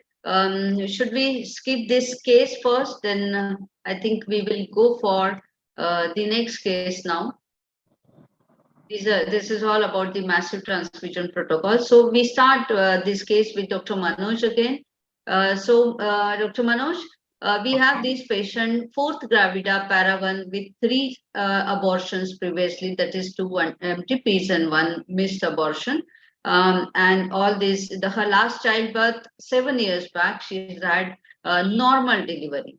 And everything, her antenatal record is normal. The ultrasound is, showing, just one second. The ultrasound is showing fetal growth. Yeah. So ultrasound for fetal growth and placenta, like everything is normal. So she got admitted at 11 p.m. in active labor, and she delivered a healthy baby at around 4 a.m. in the morning. The placenta just failed to deliver by 4:40 a.m. That is around 40 minutes, in spite of the active management of 3rd stage of labor was done. Everything was going on. The oxytocin 20 units was also going on. The vitals were pulse 92, BP 106/60, and suddenly the patient seems collapsed with full of blood. Pulse BP not recorded. What is your diagnosis, Dr. Manoj? And hello. Hello, madam. Yes. What is This your is a multigravida patient. Even the placenta is not separated after the 15 minutes of the active management of the labor. So it is a case of the adherent placenta. And do we say it as adherent at this point of time, or we say only a retained placenta? Retained placenta. Okay. And patient suddenly it seemed to be collapsed with a pool of blood, and she is hypovolemic. So we have to keep the differential. So whether it is a uterine inversion or whether the patient is in the PPH because of the tonicity. Yes. So when you examine her, you saw that she is almost in pool of blood, and you find that some large fleshy mass, red mass is there at the vagina. And when you try to see the tone of the uterus is not filled. So what is the diagnosis, Dr. Parag? And how will you go ahead with the management? Yes. Ma'am, it is a case of uterine inversion. Okay. Acute inversion of uterus. Inversion of the large mass which is felt per vaginum is the placenta, and the uterus, which is so I will first call others for the help, and I will take the patient to the OT, and I will infuse RL for her BP maintenance, and I will advise her investigation immediately, like CBC, INR, simultaneously. And I will So try here to I would interrupt you here, whether you would go for the investigations first or you would like to try and repose it as early as possible. simultaneously I will reposit the uterus. You will And, ask somebody to go for investigations, but yes. you will ask, call for help the anesthetist, and you will take this patient to OT as you rightly said, but you will try to repose this uterus. Okay. I will reposit the uterus, and I will try to stop the bleeding by giving uterine massage. Oh, and if the bleeding is not stopped, then I will. So you have your placenta still in place, not separated. Okay. So I will first separate the placenta. When? Before reposing or after reposing? After repositing. How do you repose the uterus? So I will I will reposite the part which came first. I will reposite that part lastly. Last, correct. So the part which comes last is to be reposed first. That is closer to service, that part will go in first. Okay, got it. So you will resuscitate the patient, you will start the uterotonics, and after you with right hand you try to repose the uterus, and with left hand you try to support the uterine fundus. Simultaneously, you have your uterotonics running, maybe the concentrated oxytocin infusion, and simultaneously the methergine. Okay, now once you repose, you keep your hand for some time inside, and to keep the uterus in place, see that it doesn't come back again. And then once you get the little tone of the uterus, then you see whether you can actually separate the placenta, right? This is how you have to keep the fist inside. Once you repose, you have to keep this fist. This is the part which has come last, that is going first inside, and the part which came first will go last inside.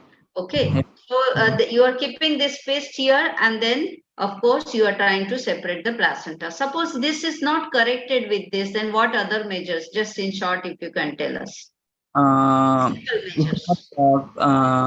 If the placenta does not come out, then maybe I will go for the laparotomy. If the placenta doesn't come out, if I suspect the placenta acrita or anything, because then you will do the ultrasonography. Then you will do the ultrasonography first, that to confirm whether it is truly a morbidly adherent placenta or it is just a adherent placenta, where by knowing the plane you can separate it. If you can get the plane of cleavage, you can separate it. But then if you have a doubt that it is a morbidly adherent placenta, you will confirm it by ultrasonography. Okay. Okay, so you have that is not a question about what I ask you. Is once you remove the placenta, you are trying to repose the uterus, and you are maintaining the tone. See, you are watching that it is not coming back again. And now when you try to remove the placenta, if that doesn't separate, then you will do ultrasound. And before that, you will try to insinuate your fingers towards the edge of placenta. In between the placental edge and the myometrium, you will try to separate it and remove it. Okay, if that doesn't happen, then you can go for the ultrasonography. My question was whether if you cannot repose the uterus, then what is the other methods that is called as hydrostatic method. Okay, hydrostatic correction. So here what you do, you take 3 to 5 liters of warm saline, you hang it at a height, you give the patient a deep Trendelenburg position. Okay. And whatever saline you have kept it at a height, you take a long tube, with a big nozzle, and you try to put it in the vagina with one hand, and with the other hand you seal the labia minora, and you give the fluid forcefully, so that with hydrostatic pressure the uterus is, the inversion gets corrected. That Yes, is, ma'am. if this also doesn't happen, you have various operative procedures that we will not talk about, because we want to manage this patient who is in shock. So first and foremost, we revive her, and simultaneously you try and repose this. And then once you maintain the tone, you remove the separate and remove the placenta. Okay. So we go to the next case now, Dr. Namita. Here we have grand multipara admitted to emergency ward at 11 p.m. as obstructed labor, pulse rate 110 per minute, blood pressure is 130 by 80 with maternal exhaustion and thick meconium stained liquor. So she was given higher antibiotics and fluid resuscitation was done, cesarean section was done, a 4 kg distressed baby was delivered. Intraoperatively, little extension of the incision was there, which was well repaired. But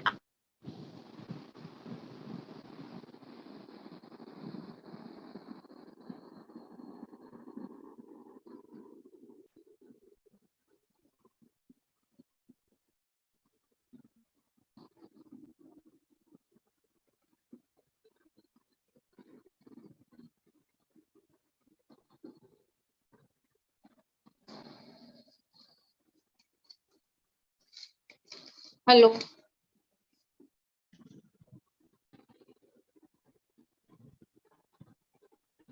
अब muted है लगता है. Ma'am is not audible to me. Not audible, ma'am. Yes, I think she's lost some connection.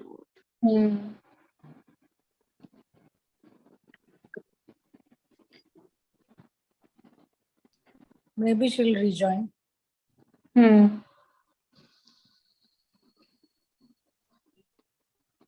I'll just call her up. बड़ी अच्छी है। अगला कार्यक्रम Soni Kareena television पर।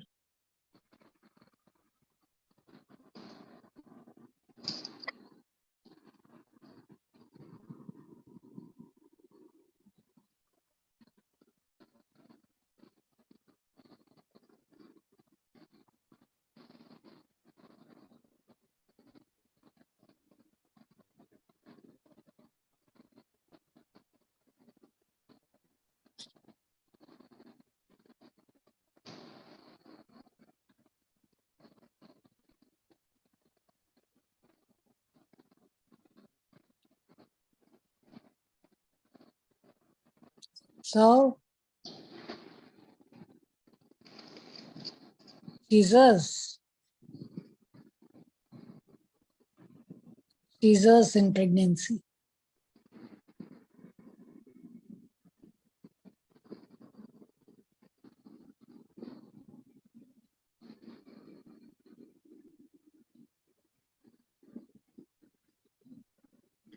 Yeah, ma'am is soon joining.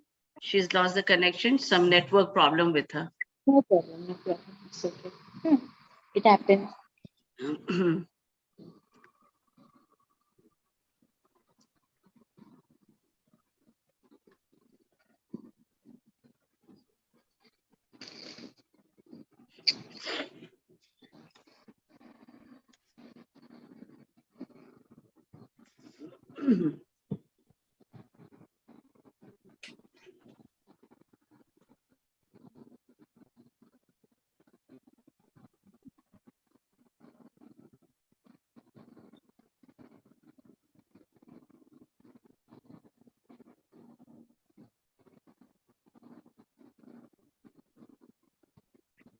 hello.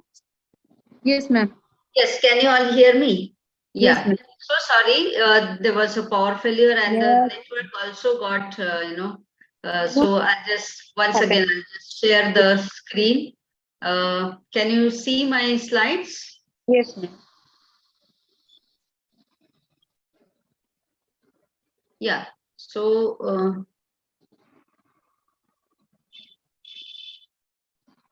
so we were talking about this case. Can you see the slides? Yes, ma'am. Okay. So this was a case where you have the large size baby, obstructed labor with fetal distress, antibiotics and fluid resuscitation was done here, and she was taken for cesarean section. Intraoperatively, I said that there was a small tear, but then it was well repaired. After shifting to the post-operative ward, after around an hour or so, the patient's blood pressure suddenly dropped down to 80 millimeter of mercury. The pulse was steady, rapid. Respiration was disturbed, and she was looking little confused, drowsy, and she was having, nauseating and vomiting tendency. So when you examine her in details, her abdominal girth was normal. There was no pallor as such. There was no evident hemorrhage either inside or from outside. What do you feel? What has gone wrong with this patient, and why? Could it have been prevented? So that is a question for you, Dr. Namita. Ma'am, first my patient is hemodynamically unstable and BP has dropped to 80. So first we have to maintain the hypotension. Correct. And we have to put her on oxygen, pulse oximeter, ABG analysis, and all those will show the reason for, we can give crystalloid or colloid for fluid replacement. We can give her put her on central. Rather than ABG for this patient, because she's already in shock, any bedside investigation you feel that it could tell you that what is the cause? Only very two important bedside investigation, which we all do it routinely. Blood sugar, ma'am? Yes, perfect. Because hemoglobin and blood sugar. Yes. So that is, these are the two things which can tell you. Hemoglobin, if it is less, and that means if it is severely less, it is significant bleeding from somewhere. And sugar, most important, 4 kg BB, obstructed labor, you have to have suspicion in mind. But all of a sudden, when your patient is worsening in front of you, absolutely no bleeding anywhere, then there is a doubt that yes, sugars. So what will you do, Dr. Vanjana? Dr. Vanjana Pandey, do we have her here? Yes, ma'am. Yes, please. So how will you suspect, because we have talked about the blood sugar levels, how will you manage her this? Suppose you have done blood sugar levels, what do you expect and how will you manage? Ma'am, mostly if the patient is hyperglycemic, then she never goes in shock most of the time. Only when she is in hypoglycemia does she go in shock. So if the sugar level is less. I beg your pardon once again, you can say, please repeat for me. Ma'am, if the patient, once the sugar has been done and she's hypoglycemic, then there's chances of her going into shock is more as compared to hyperglycemia. Do you all agree to her? Do you all agree with madam? Because we'll come to hypoglycemia. Yes, you're right.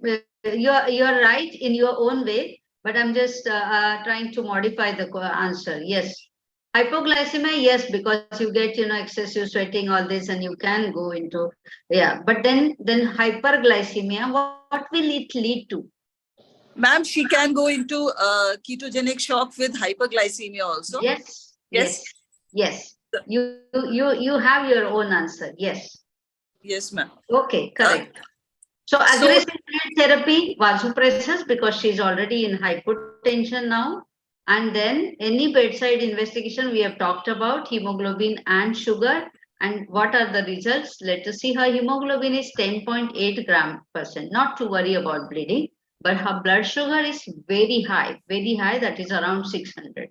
Okay. And her urine sugar is 3+. Urine ketones are large. So the physician came into action.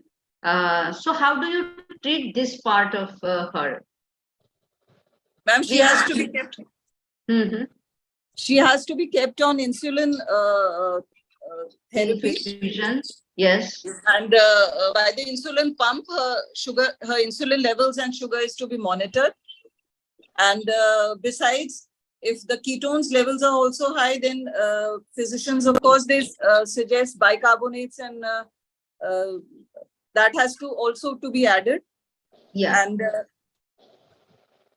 other things are absolutely fine, madam, but here the patient is in diabetic ketoacidosis. The sugar levels are very high. Diabetic ketoacidosis, how we'll come to it after the blood investigation reports. But with these reports, yes, she's got very high levels of blood sugar levels, and she has got ketones, which are very high.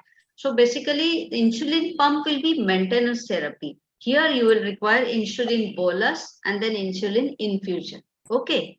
So with the help of physician, you will be able to you will be able to manage this. This patient, what they have done is they have given almost 10 units of insulin as a bolus, and then they have given the infusion as maintenance therapy.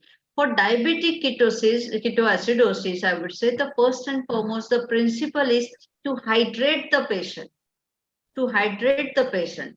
And how do you hydrate these patients? How much fluid you give? This is what the fluid replacement. It is very high. Can anybody talk about this fluid replacement in diabetic ketoacidosis? Yes, Dr. Namita, Dr. Gunita, can you add some insights into this? I've never managed a physician. It is a team Yes, work. yes. So But then if we have our patient, then we definitely keep a watch. So I would just like to, Ma'am, we yeah. also, ma'am, along with all this fluid resuscitation, one has to keep a close watch on the urine output. We have to ensure that the urine output is more than 30 ml per hour. And we Correct. have to manage her septicemia. There has to be some cause which has precipitated her to go into a hyperglycemic shock at this time. Most commonly for an obstructed patient, it will be septicemia. It is dehydration.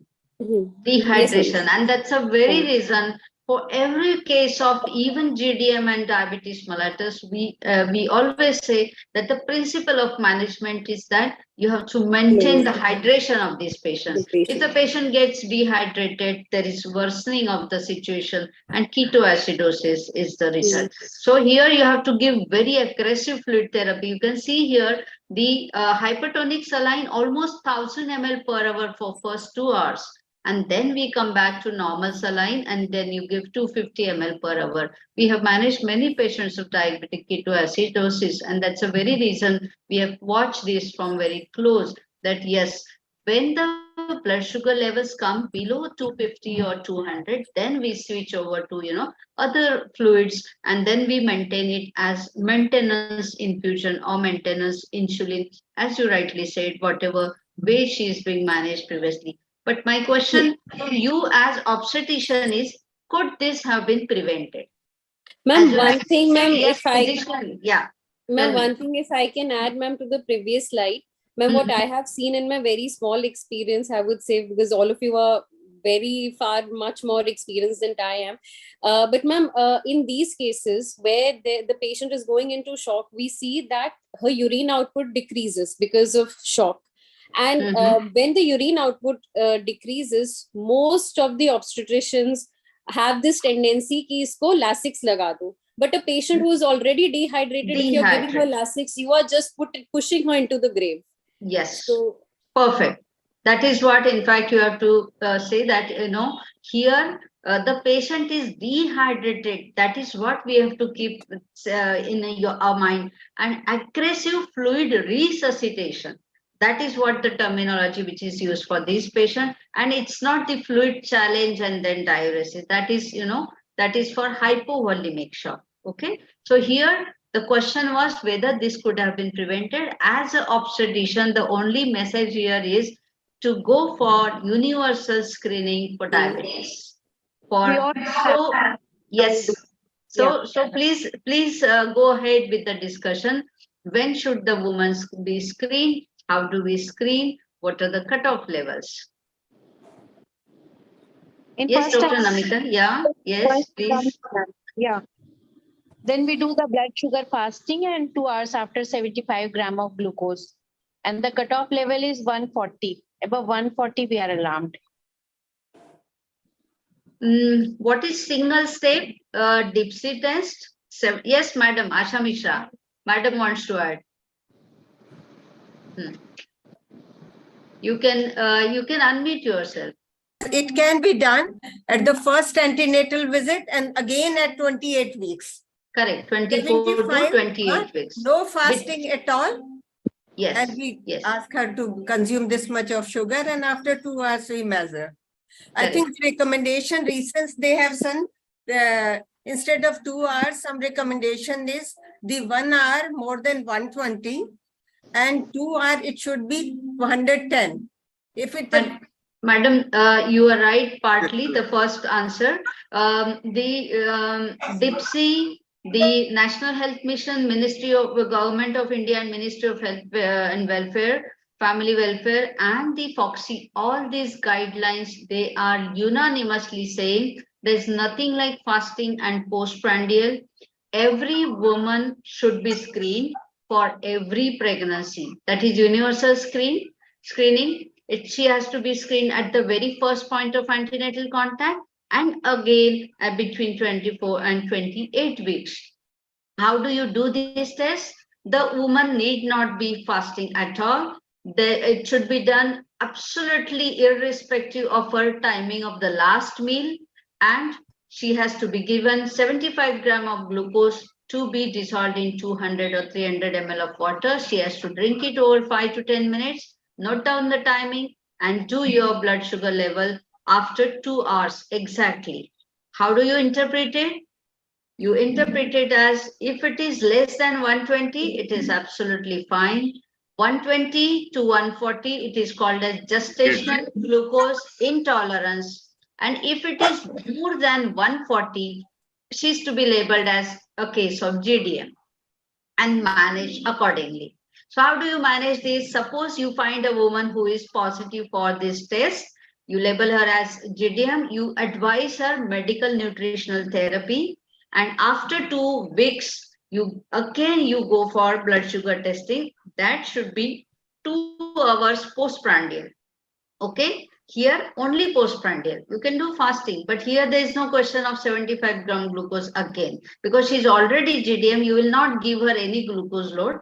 2 hours postprandial, you will do her blood sugar levels, and those should be less than 120 milligram%. And if at all this lady doesn't have her blood sugar level less than 120 after 2 weeks, then she is not controlled on MNT, and you must go for pharmacological treatment, that is medication. May it be metformin, may it be insulin. That is what is the recommendation. Okay, so we as obstetrician have the responsibility of universal screening, and if at all positive, guiding her about counseling, helping her practically, counseling her for medical nutrition therapy, how much she should eat and what she should eat, the quantity and the quality. You have to tell her how many calories she requires, and you have to help her in deciding the spread. That is less than 40 to 50% of carbohydrates, more than 50% of protein she should take, only 15% of fats she should take. So that is how the recommendation, we are going away from the case. But yes, definitely as an obstetrician, this is our main job, to screen, to diagnose, to manage before it complicates. And that is how this case has, totally neglected from the obstetrician side.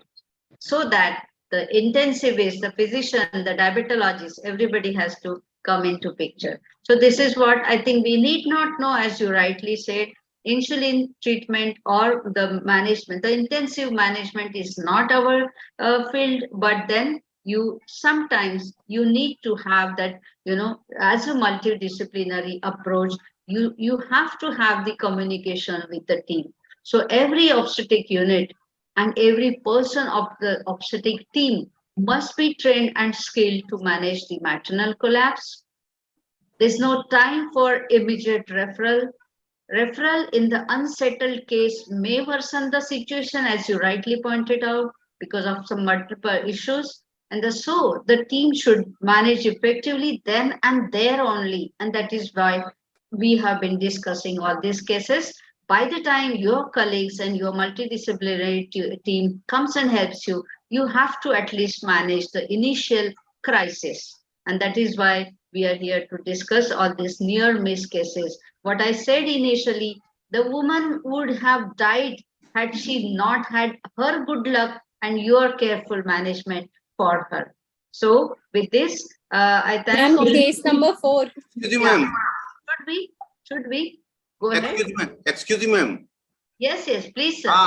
That the patient with gestational diabetes, they never go for ketoacidosis. It is pre-gestational diabetes. It is case of definitely pre-gestational diabetes, which are more likely to have these complications, fetal complications. They are more likely to have abortion. They are more likely to have congenital malformation. They are likely to have vasculopathies, and as far as fetus is concerned. And only cases of pre-gestational diabetes will only go for this ketoacidosis and all, not the case of gestational diabetes and all. Yes, but we are not talking about gestational diabetes. We are talking about hyperglycemia in pregnancy. This case, definitely, we are saying the same thing, that we have missed this patient. We means the obstetrician has missed this patient to be diagnosed as having diabetes. We are right. We are writing here universal screening for diabetes, and it is hyperglycemia in pregnancy, HIP. Okay, so we are not saying that GDM patients go into all these complications. We are saying that GDM patients are in fact 80 to 90% patients are well managed on medical nutrition therapy. That is what is the message. In the first visit itself, if you go for blood sugar level, if blood sugar is more than 126, if random blood sugar or postprandial blood sugar is more than 200, it is a pre-gestational diabetes. That is what I'm trying to tell. Yes, that is what I'm trying to tell, that every woman should be screened for hyperglycemia. Yes, sir, you are very much right. Dr. Sneha, at this moment, what Dr. J.K. Goyal have raised this point, one thing very important, that in pregnancy, women can go into diabetic ketoacidosis at a little moderately high, 180 and 200, because that is what the patient is in labor, obstructed, she has infective, any diarrhea, so they can definitely go into diabetic ketoacidosis, and we should have a low threshold for its diagnosis. And so once again, very rightly pointed out, madam. Once again, I would clarify that we are not discussing that this was a case of GDM and she has landed up into diabetic ketoacidosis. We are discussing that she has landed up into ketoacidosis because we obstetrician have missed her diagnosing at the very first point of contact. Okay, or maybe throughout her antenatal checkup or antenatal visit. That is one message. Secondly, as you rightly pointed out, these are the diabetic women who are more prone for complication, may it be fetal or maternal. So GDM patients, they quite often, they do not, go into complications, but in some cases, definitely, it's not a rule that, the GDM women will not land up into complications. Definitely, it is our role to screen and diagnose at the earliest, our role to advise our MNT and exercise lifestyle modification. It's our duty to control the diabetes, but if at all this doesn't happen, then only she can land up into this crisis. And that is how this was a near miss case. And we obstetrician has the responsibility for early diagnosis. That is the message from our side. And with this, I take this opportunity to thank all of you for your active contribution. I thank Dr. Sadhana Gupta for having us here. Ma'am, please tell us the summary for massive transfusion protocol. Okay, you want to have it? I just have, this slide, so I'll just finish up that. I just take your, I seek your wholehearted support and for my upcoming elections as Vice President Foxy from West Zone. And I thought you people are, not interested. So I thought maybe I just find up. Yes. So I don't think we will discuss this case. Do you want me to discuss it? Okay. Ma'am, we can go for the summary. Okay. ये तो सब मेरे पास है. Yeah, so this is just what special suppose you have a case of morbidly adherent placenta. These are the women even after the operative procedure, suppose they'll end up into some complications. So what precautions you have to take before taking her for surgery? Who all the teammate you want to be present there? And what precautions as far as the ureters and other vessels you want to take? All these things I want to clarify from you, that you have a case of morbidly adherent placenta and you know that she's going to land up into problem. So when you have such case, you have to go for elective obstetric hysterectomy. So what all precautions and who all should be your teammates? Yes, Dr. Gunita, you only can start from, we start from you, then we can take this discussion ahead. Ma'am, if you're taking the patient electively, we first need to see a hemogram, blood group should be cross-matched. If possible, that we can use So you feel, Dr. Gunita, that because this is a case of adherent placenta, till date, till the term, we have not done all this? No, ma'am, before the OT, ma'am, we will have to arrange blood, inform the blood bank that we might require blood group of this certain blood group might be required in massive numbers. We have to keep the donors ready. When we're going in for an elective surgery, we have the liberty of counseling and filling all our forms properly, providing and informing the blood So bank. first and foremost, we count the points. The counseling, very, very important. What will you counsel this patient and the relatives? Ma'am, counseling will be both on the maternal and the fetal part, because at times I have undergone one such case. I had taken up for an elective. We talk about our case. Suppose what points you will like to counsel. What you have done for your patient, you can tell. Ma'am, regarding the fetal prognosis also, might be the fetus comes out all good. At times there is internal bleeding and hemorrhage and the fetal might be distressed. So we have to inform the pediatrician and the NICU. Then from the maternal part, it might be that we are able to find a plane of cleavage. Sometimes like the ultrasound or the MRI might not be clear, or it is a very segmental kind of an adherent placenta. So it you might have be this case as a diagnosed case of adherent placenta. In that placenta. case, ma'am, we have to, ma'am, as soon as the fetus is delivered, we don't attempt to remove the placenta in that case. We will proceed for hysterectomy with our team. The team will should comprise of a surgeon, preferably a neurosurgeon who is well versed in doing hysterectomy. So we talk about the pre-operative preparation. That is what I'm trying to tell you. The counseling plays a very important role, right from, you know, that this should not turn up into a emergency procedure. It should be preferably a elective procedure, so that the senior obstetrician, the senior anesthetist, they are available. You tell your surgeon, oncosurgeon or neurosurgeon colleagues, maybe preferably the interventional radiologist is available, and blood products ample they are available. This is what your preparation is. But counseling, yes, you have to tell her that this is going to be an elective obstetric hysterectomy, considering the, you know, the diagnosed adherent placenta, which is morbidly. There should be absolutely no hesitation in saying this, because we don't want to go for emergency obstetric hysterectomy after the patient is worsened. Okay, so you have to have the consent beforehand. You cannot take the consent intraoperatively as far as the medical legal aspects is concerned. Okay, so now, so, ma'am, we have to explain that hysterectomy, and then the patient might need to be in the ICU for some time. What are the patient may land up into complications, maybe in the form of trauma during surgery, because it will be all adherent, also sometimes percreta as well. She may land up into profuse or torrential hemorrhage. She may land up into shock and may worsen, and she is going to have this hysterectomy procedure. That is all. And blood products also, you have to take the consent, informed written consent. There might be bladder injury. If the bladder has been penetrated, we mean that we said to operate on the bladder. So that is one aspect of counseling. Secondly, you have to have this team ready. And thirdly, whenever you are trying to take the incision, it should be a liberal incision, abdominal. I won't say vertical or transverse, but it should be a liberal incision of the abdomen. When you come to the uterine incision, how should be the incision?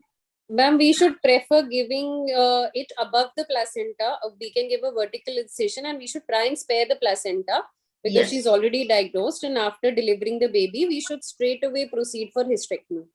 Yeah, preferably a vertical classical incision that should not reach the placenta. It should not cut or incise the placenta. You have to, so for that, you have to map the placenta beforehand. Okay. And then you deliver the baby. Yes. They are leaving the placenta behind. They are leaving the placenta if it is not bleeding. We are coming to and that. then We are coming to that. We have just delivered the baby and no attempt at separation of the placenta, because you know that it's a morbidly adherent placenta. You will not make any attempt to separate the placenta, and with the placenta in situ, you're going to go ahead with the obstetric hysterectomy. Okay. Anything else? Suppose this patient has patchy, suppose she was only priming and she has patchy adherence. Whether you have some option for this? That is what the next question is. We can leave the placenta behind by tying the cord if it is not bleeding or causing any problem, and then we can How give many patients you have later on. tried like this? Can you please share your experience here so that I give you what is the... No, ma'am, I don't Okay. have any experience. I have Heard only about it. So, my dear Namita, you are very right, because age old people, since age old, we have been hearing this. Maybe our days, 30, 35 years back, and maybe Sir's days also, people have tried this but have failed. There are negligible cases who have succeeded, because these are the women, in spite of giving methotrexate, they will, land up into septicemia, septicemic shock. Maybe they keep on bleeding, land up into secondary PPH, and then in bad situation, you have to go for hysterectomy. The evidence says that absolutely there is no role of methotrexate. Okay. The evidence says there is absolutely no role of methotrexate, and the guidelines say that once you have the morbidly adherent placenta, which is throughout the length of the placenta, you have to go for elective obstetric hysterectomy. The only question I was asking, where in certain situation you have only primigravida and you have patchy adherence. So in those cases where the placenta is separating spontaneously on its own at some places, and you have only patchy adherence, where you can do what is called as myometrial resection. Okay, the triple P procedure, that is what it is described. The triple P procedure. That means you map the placenta, placental mapping is one, then selective devascularization of the pelvic vessels, and then you have this, what is called as myometrial resection, and then you patch it up. That is what the procedure is, but this is done in very few cases where it is a patchy adherence. Okay. As far as this case goes, it is elective obstetric hysterectomy. Suppose this patient bleeds a lot, what we need to go for what is called as massive blood transfusion protocol. That is transfusion of blood more than 10 pints. So this blood transfusion has to be, they have to be balanced between what is the demand and what is the supply, and of course the risk and the benefits of the blood transfusion.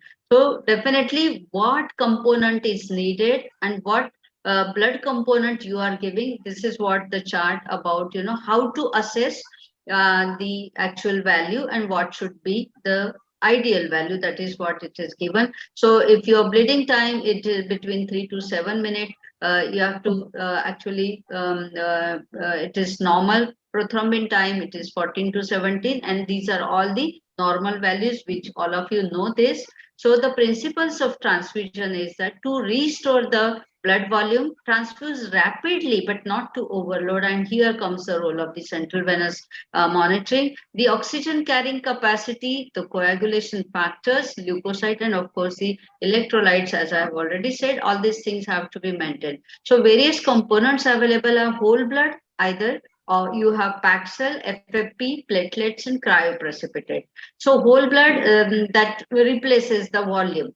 Okay. So if you have more than 20% loss here in suppose APH, you can rapidly infuse the whole blood. That will give you the oxygen carrying capacity also. Packed cell volume, when you need only oxygen carrying capacity to be improved, when the volume is good. Okay.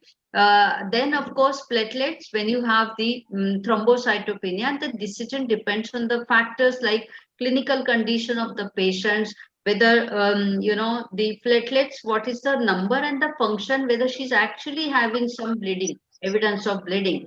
So recommended safe levels, they are for normal delivery 20,000 per deciliter, and if you land up into operative procedure, it should be for cesarean section more than 50,000. Of course, the concept of the corrected count increment is considered here.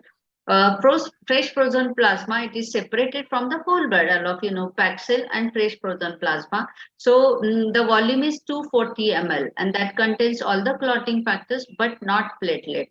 So fresh frozen plasma gives you only the other clotting factors. The efficacy is assessed with PT and APTT.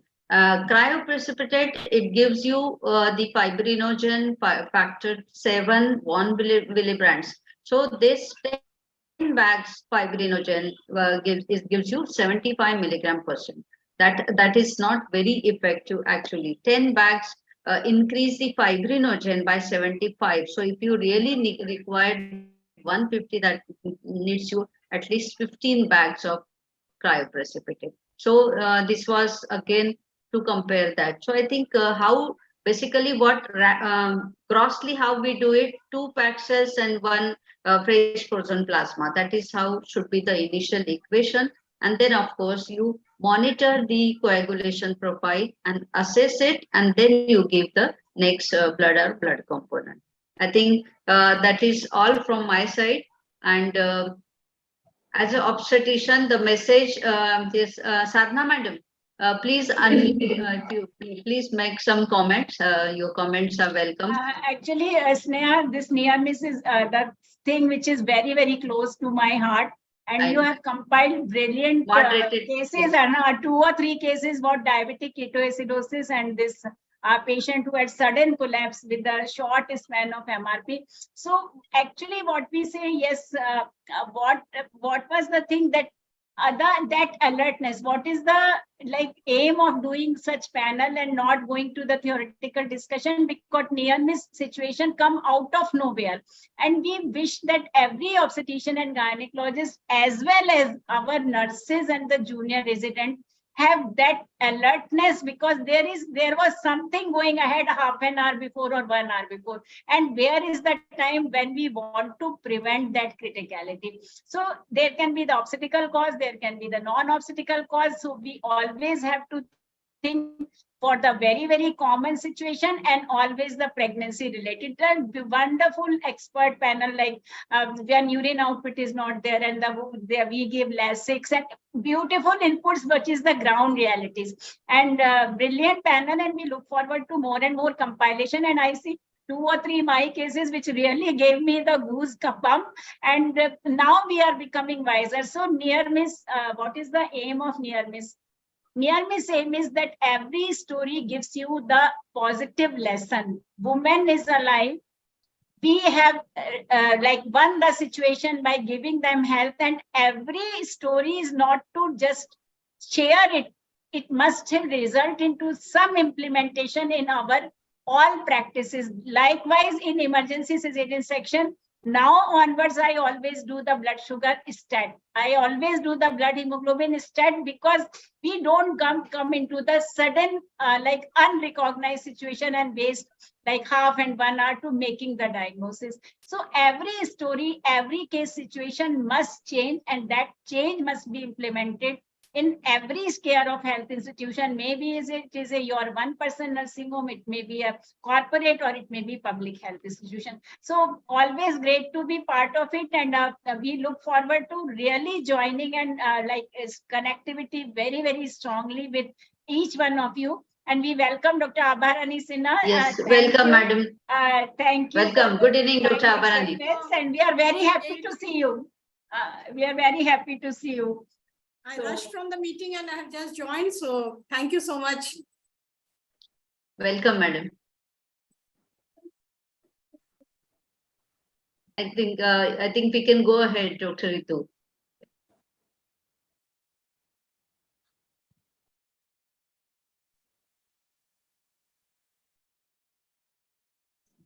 Ma'am,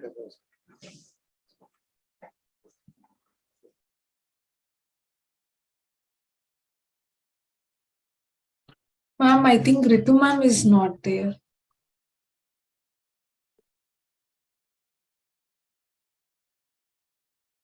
I think, okay. So you can project the slide. I can do the honor introducing Madam Abharani Sinha. Abharani Sinha. The chairpersons, yes. So sorry. Yes. So Dr. Asha Mishra, the Madam is the Professor Emeritus and former head of Department of Obstetrics and Gynecology from National Capital Institute Medical Sciences and Hospital Meerut, and she has done her graduation from King George Medical College, Lucknow. And Madam is the President of Hapur Society at present. Lots and lots of accolades to her credit. We welcome you, Madam, as Chairperson. Dr. Sarla Agarwal, who is from Bandara, Maharashtra, and she is the senior consultant obstetrician in Bandara since 1987. She worked in Government Hospital Bandara and secretary of Bandara Obstetrics Society. She was in 2007 and 8, and she was the president of Bandara Society in 2016 to 18. So welcome, Dr. Sarla. Dr. Naina Miglani, who is the director of Dayavati Hospital, president of Saharanpur Obstetrics Society, and welcome, Dr. Naina, for being the chairperson for this session. And now you can take over to introduce Madam Abharani Sinha. Do we have the chairpersons here? I can see Madam Asha Mishra. Madam, you can take over. Over to you. Thank you. Good evening, everybody. Thank you for giving me this opportunity. It was such an excellent panel.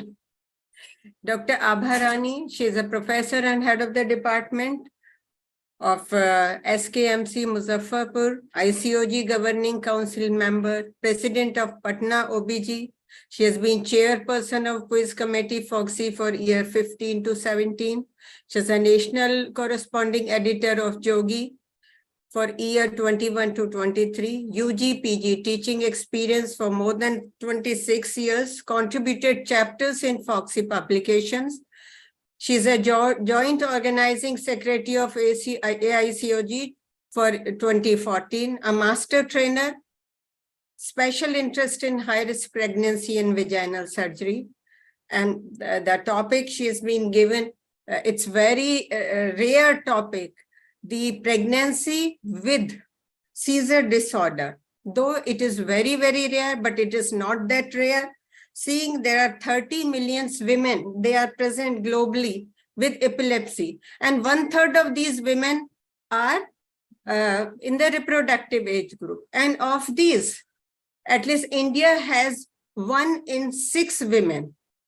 And half of them are in reproductive. And this pregnancy with seizure disorders, it is complicated by a variety of maternal and fetal problems. So I invite to enlighten us, Dr. Abharani Sinha, to give her. Thank you, Dr. Asha, for your very kind words of introduction. And I would like to thank both AMOGS as well as Gorakhpur Obs and Gynae Society for inviting me to speak on a very important subject, that is seizure disorders in pregnancy. May I share the screen? Okay, so when we talk of seizure disorders in pregnancy, I think 2 conditions come to our mind. One is eclampsia and the other is epilepsy. And as Madam has rightly said, the incidence is quite high. That is around 1 in 200 pregnancy. And the second most prevalent after eclampsia is epilepsy. It is one of the most serious neurological condition which is encountered in pregnant women. If we look at the causes apart from eclampsia, during pregnancy, there may be complications of regional anesthesia, and the other causes could be, as said, epilepsies, CNS infections. Metabolic causes are also important, like hypoglycemia, extreme hyperglycemia, hyponatremia, hypocalcemia, uremia, hepatic encephalopathy, and space-occupying lesions, dead tumor mass. And one condition that we should remember is that either withdrawal or overdose of anti-epileptic drugs apart from this alcohol or drug withdrawal, trauma, hemorrhage, thromboembolism, and even we should not forget psychogenic non-epileptic seizures. I think all of us in our clinical practice must have encountered this condition once or many times. In pregnant women presenting with seizures, slide is not visible. It's not moving. Yes, slide is not visible, not moving. Is it moving? No. No, ma'am. No. It was not. It was moving initially. No, ma'am. No. Seizure disorder pregnancies, So let only me heading is stop, visible. stop share. And then I share again. Share screen I'm doing. Here I'm sharing.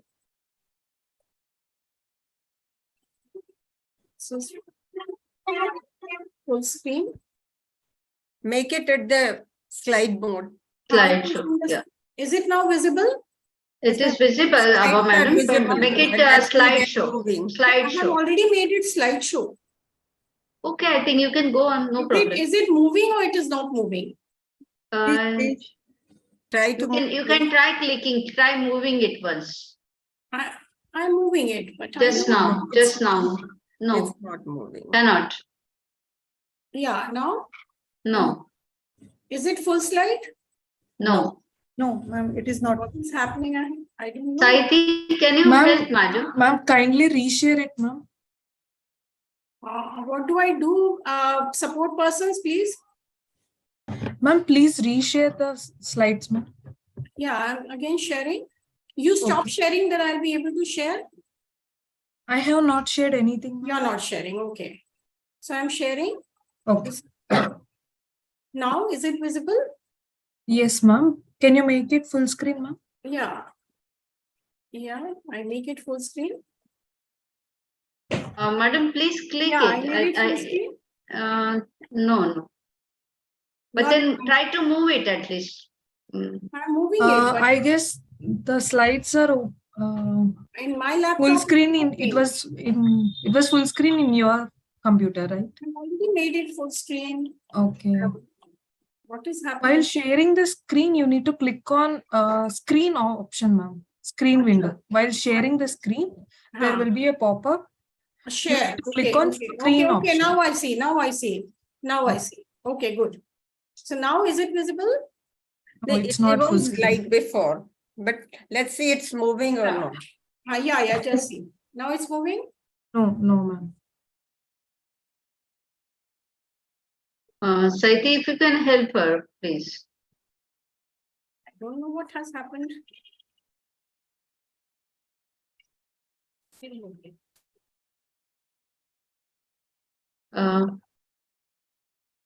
not moving. Yeah, in your laptop, is it moving, madam? In my laptop, it's moving. But we can't see it as moving. The screen. Your screen sharing, it is showing your screen sharing live. Everything is showing. Can you please continue in the normal I can presentation continue. itself without making it full screen? Yeah, don't make it full screen, but then the slide should move. Yes, now it's madam, coming. perfect now. Perfect. Yeah, go ahead. Go to the first slide now. Yeah. Yes. So is it okay now? So I was Yes, here. yes, ma'am. Now it's full So screen. in pregnant women presenting with seizures in the second half of pregnancy, which cannot be clearly attributed to epilepsy, we should immediately start treatment of eclampsia. I think that till a full diagnosis is made, every case should be considered a case of eclampsia. And other cardiac, metabolic, and intracranial conditions should always be kept in mind as a differential diagnosis. We should, as I said earlier, we should also think of neuropsychiatric condition. Now, when do we call it epilepsy? When there is repeated at least 2 spontaneous unprovoked seizures of any type. So the diagnosis of idiopathic epilepsy is always one of occlusion. Now, a successful outcome for a woman with epilepsy will depend on 2 things. Number 1, on the pre-pregnancy consultation, and number the collaboration between the obstetric and neurology providers as a multidisciplinary unit. So what do we do in the initial evaluation? We take a good medical history where we inquire about the description of the event, the post-ictal period, the seizure precipitants or triggers, the prior events, the medications and substances, the past medical history, the family history, and the physical and neurologic examination.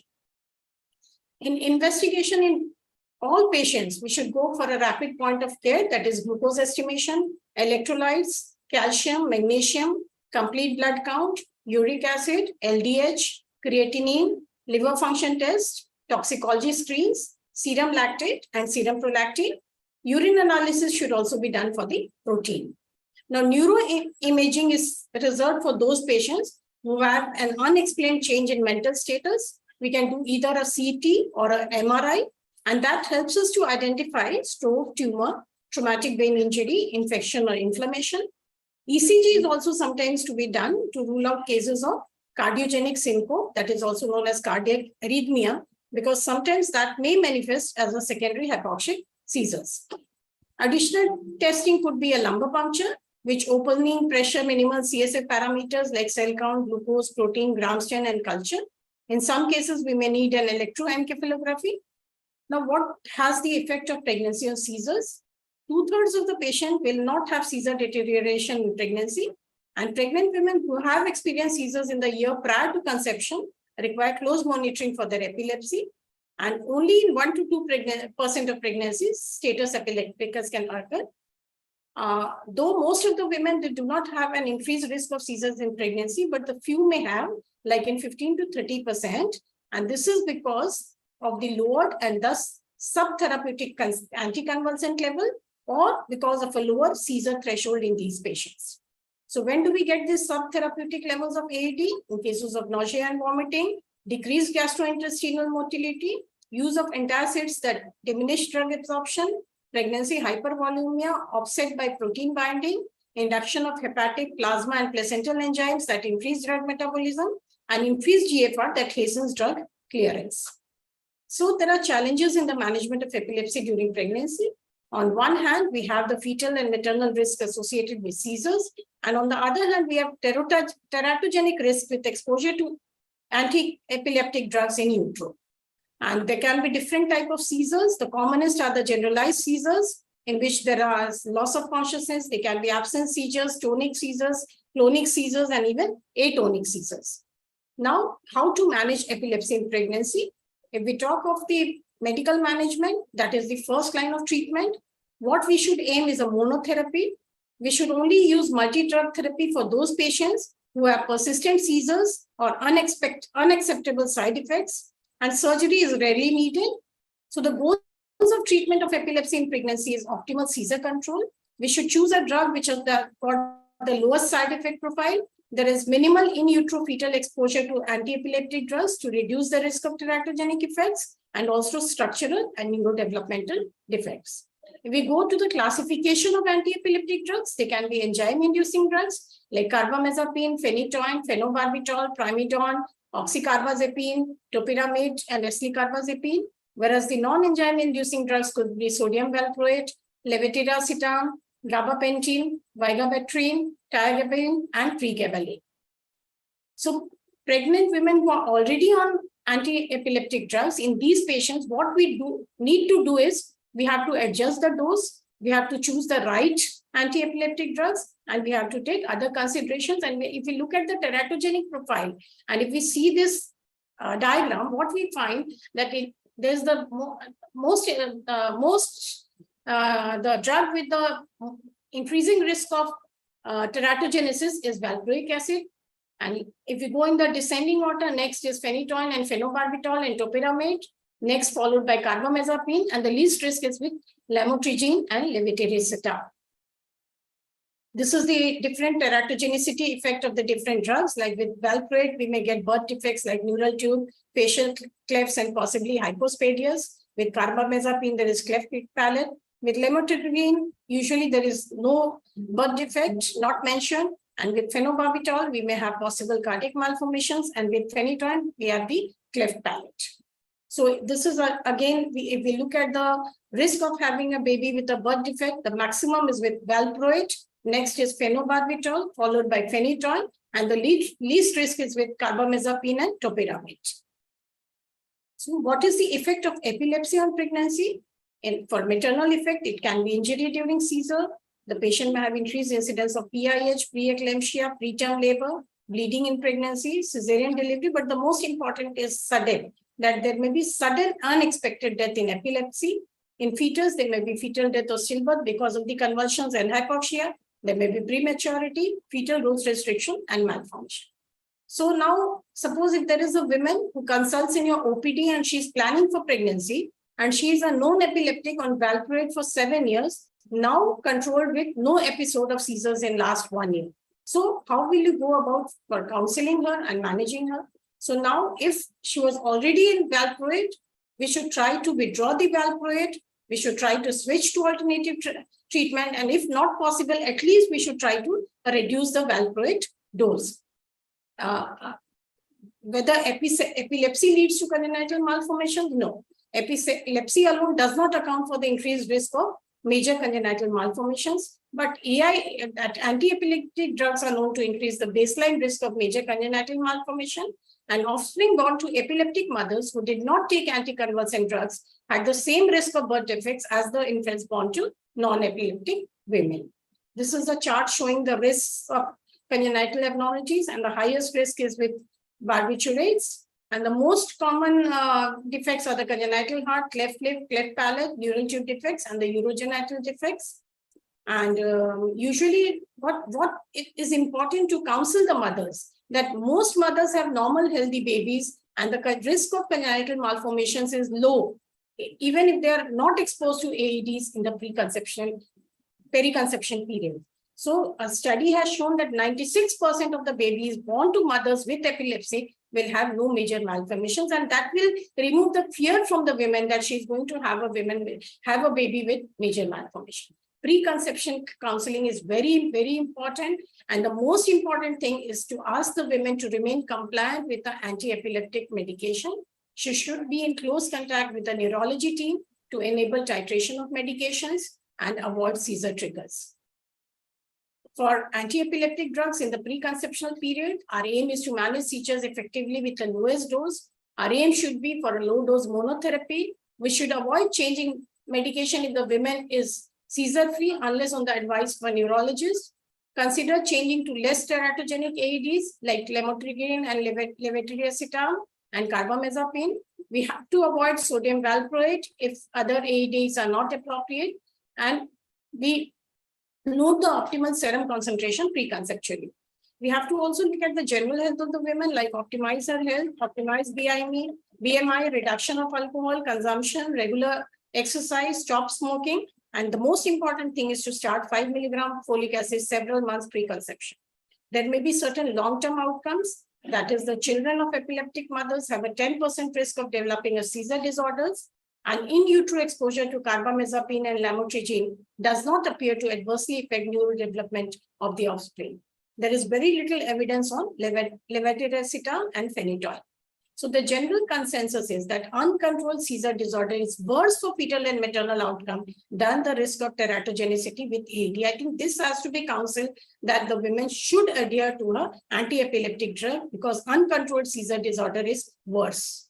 Now, how can we minimize the congenital abnormalities? We have to ask every woman to take 5 milligram of folic acid prior to conception and also to take it until the end of first trimester. And this will help to reduce the incidence of major congenital malformation. It also helps in reducing the AED-related cognitive defects. And the lowest effective dose of the most appropriate AED should be used. And we should always avoid polytherapy, especially with sodium valproate and other AEDs. And we should change the medication prior to conception. Now, coming to the antepartum management, it should always be a joint planning along with the designated epilepsy care team, that is joint obstetrics and neurology clinics. We should get an anomaly scan at 18 to 20 weeks to look for any major cardiac defects in addition to neural tube defects. Routine monitoring of serum AED levels in pregnancy is not recommended.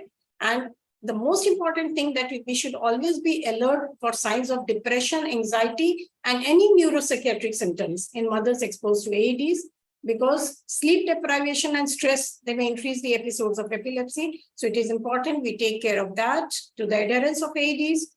And also, it should be in any patient who is admitted in the hospital, there should be continuous observation by the carer, partner, or nursing staff. For fetal monitoring, we need to have serial growth scans for detection of small for gestational age babies.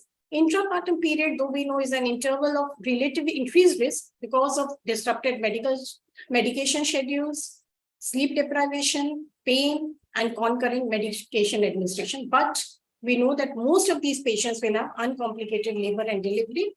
It is important that we give good pain relief. There should be adequate analgesia.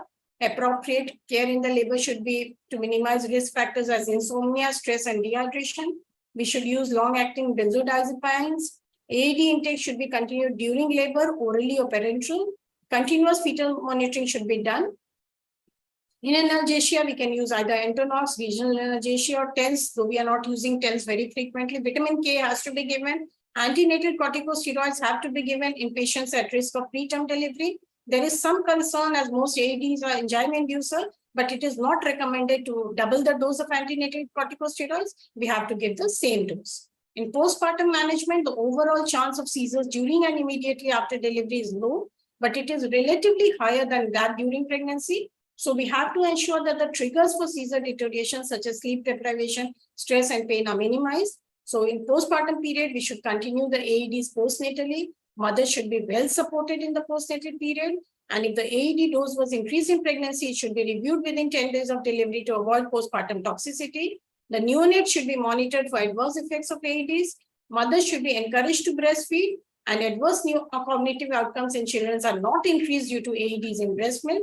And we should assess for postpartum depression and anxiety. If we look at the contraceptive choices, it is very important that we should give an effective contraception with regard to stabilization of epilepsy and planning of pregnancy to optimize outcomes.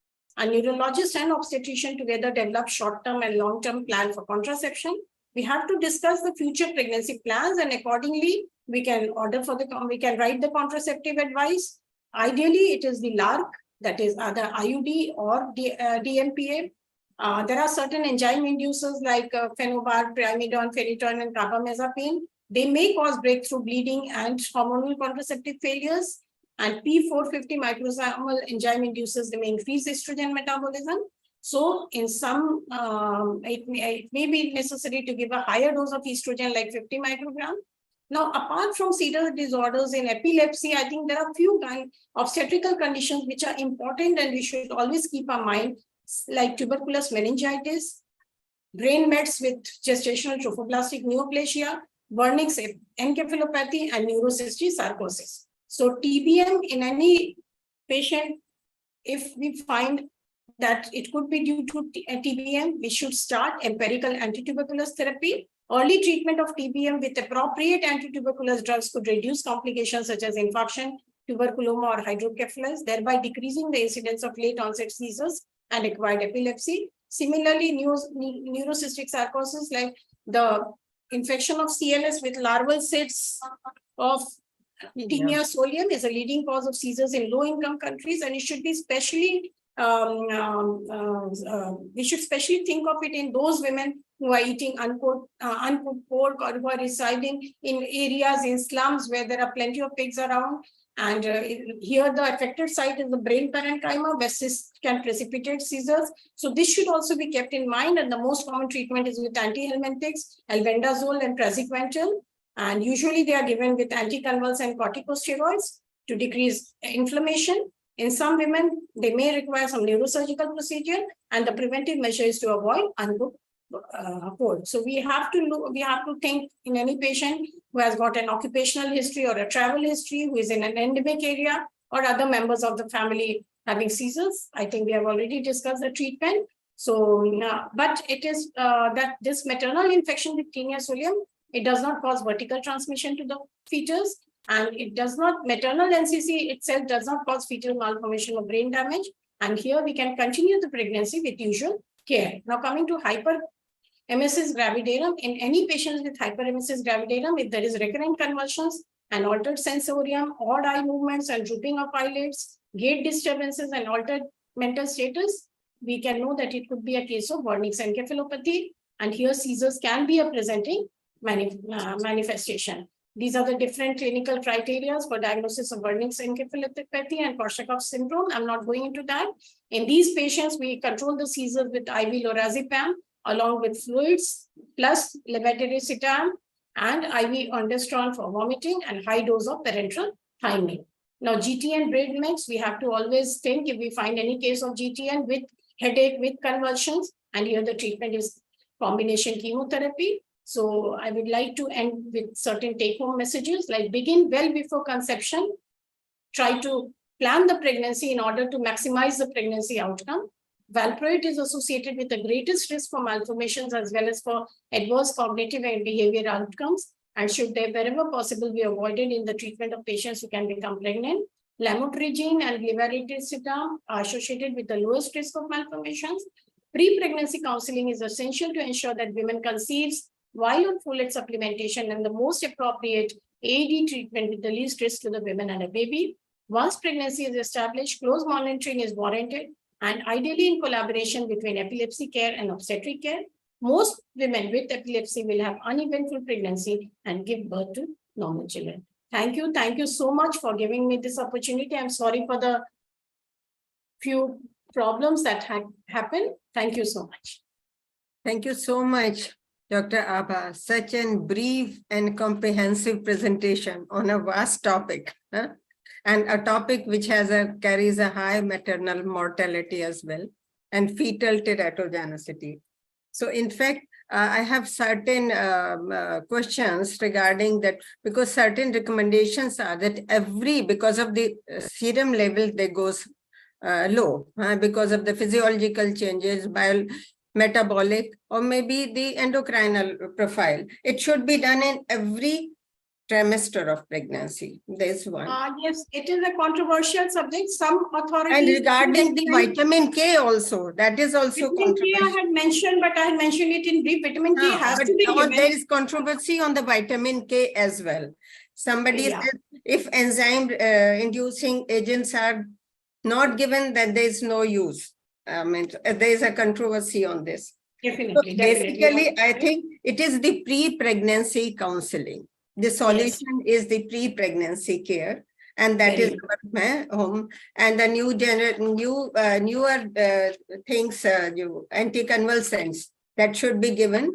And in pre-pregnancy, the folic acid pre-conception 3 months can prevent many of this. Monotherapy, LVT and LEV, these are the best medications. But how can we prevent? Because the long-term sick leave has been seen in the offsprings. There could be developmental delay, there could be autism, there could be cognitive dysfunction.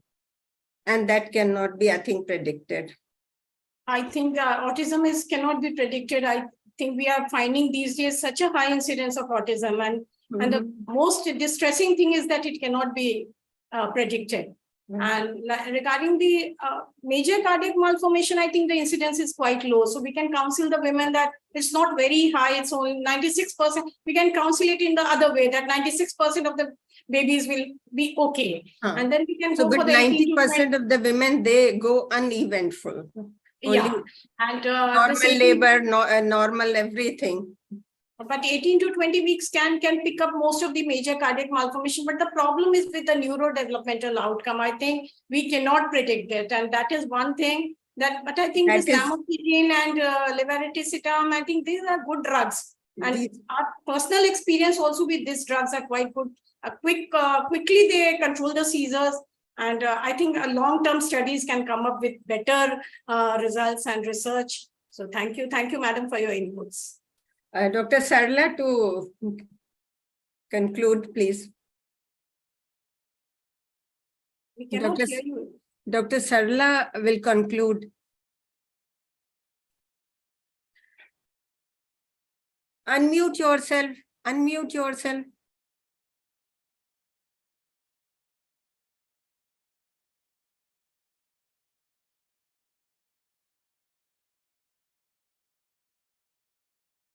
I think we are not able to listen. So thank you so much for imparting such an important information on untouched topic subjects. Thank you so much. Thank you. Thank you, Abhaji. My special thank that you accepted this invite, and despite your so busy schedule and as yesterday only I took over as a principal of the medical college, and I think it was tough for me. Congratulations. So Thank you. Thank you. It was very tough for me to join today, but I made it a point that I have to join. So I wrote that I'll join after the panel. So thank you, Madam Sadhana ji. It's always a pleasure to be with you. It's always a pleasure. So Dr. Abha is like now one of the very sincere and who we can always call her in emergency, and she is always there. And despite all the very like immense responsibility as principal and HOD, and she is working a little bit away from the city also. So it's always great to have. And this seizure disorder is something very elusive because BC, epilepsy, eclampsia is considered as first diagnosis. New AED which require more anti-epileptic drug monitoring and a lot of social and cultural issues. So what Madam Dr. Asha was saying about autism, actually one of the few important thing is that epilepsy as well as AED both can cause the like a issue in the neurocognitive, and the second thing is that their care in the neonate period is also a little compromised with the epileptic woman, and that also at that socio-economic and the cultural support which our women also have all a problem because it is a stigma. They don't want to express what is their problem, and that the developmental issue that autism is also related to the like a compromised child care in the neonate and in the childhood. So a lot of issue about it, and we have many gaps in the healthcare system. And one thing is that revenue that if like that social stigma that we have to cross. Person taking in unmarried period, once she get married, she is hiding that she is taking drug, and suddenly she comes with epilepsy, and we are like struggling that it is atypical preeclampsia or what it is. So thank you very much, Dr. Abhaji, and it is so good to like always have you, and Asha ji, everyone. And I will say Dr. Sneha has like gone to emergency and all our coordinators. So it is my pleasant duty to deliver vote of thanks. So my thanks to my co-convener, Dr. Sneha, a very close friend since years.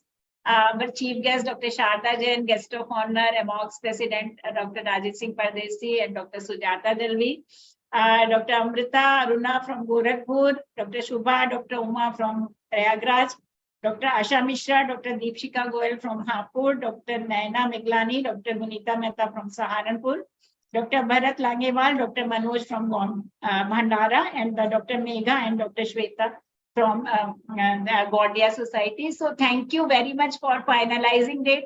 It was very quickly made program, but I fully believe that everybody must be benefited, and we look forward to many more programs for like having like we reach every society, we reach every member, and we share openly that what are the ground realities. So we can say with the gratitude, and thank you Sahiti Shield. Because the Shield team is also, we always call in emergency and they are ready with the flyer and link at the very short notice. So thank you very much, Shield Connect and Sahiti and all. Thank you, ma'am. Everyone. So we can say good evening, good night. Good night. Good night. Happy weekend. Happy weekend. And wish you all the best for your future. Thank you. I need everybody's support, and everybody.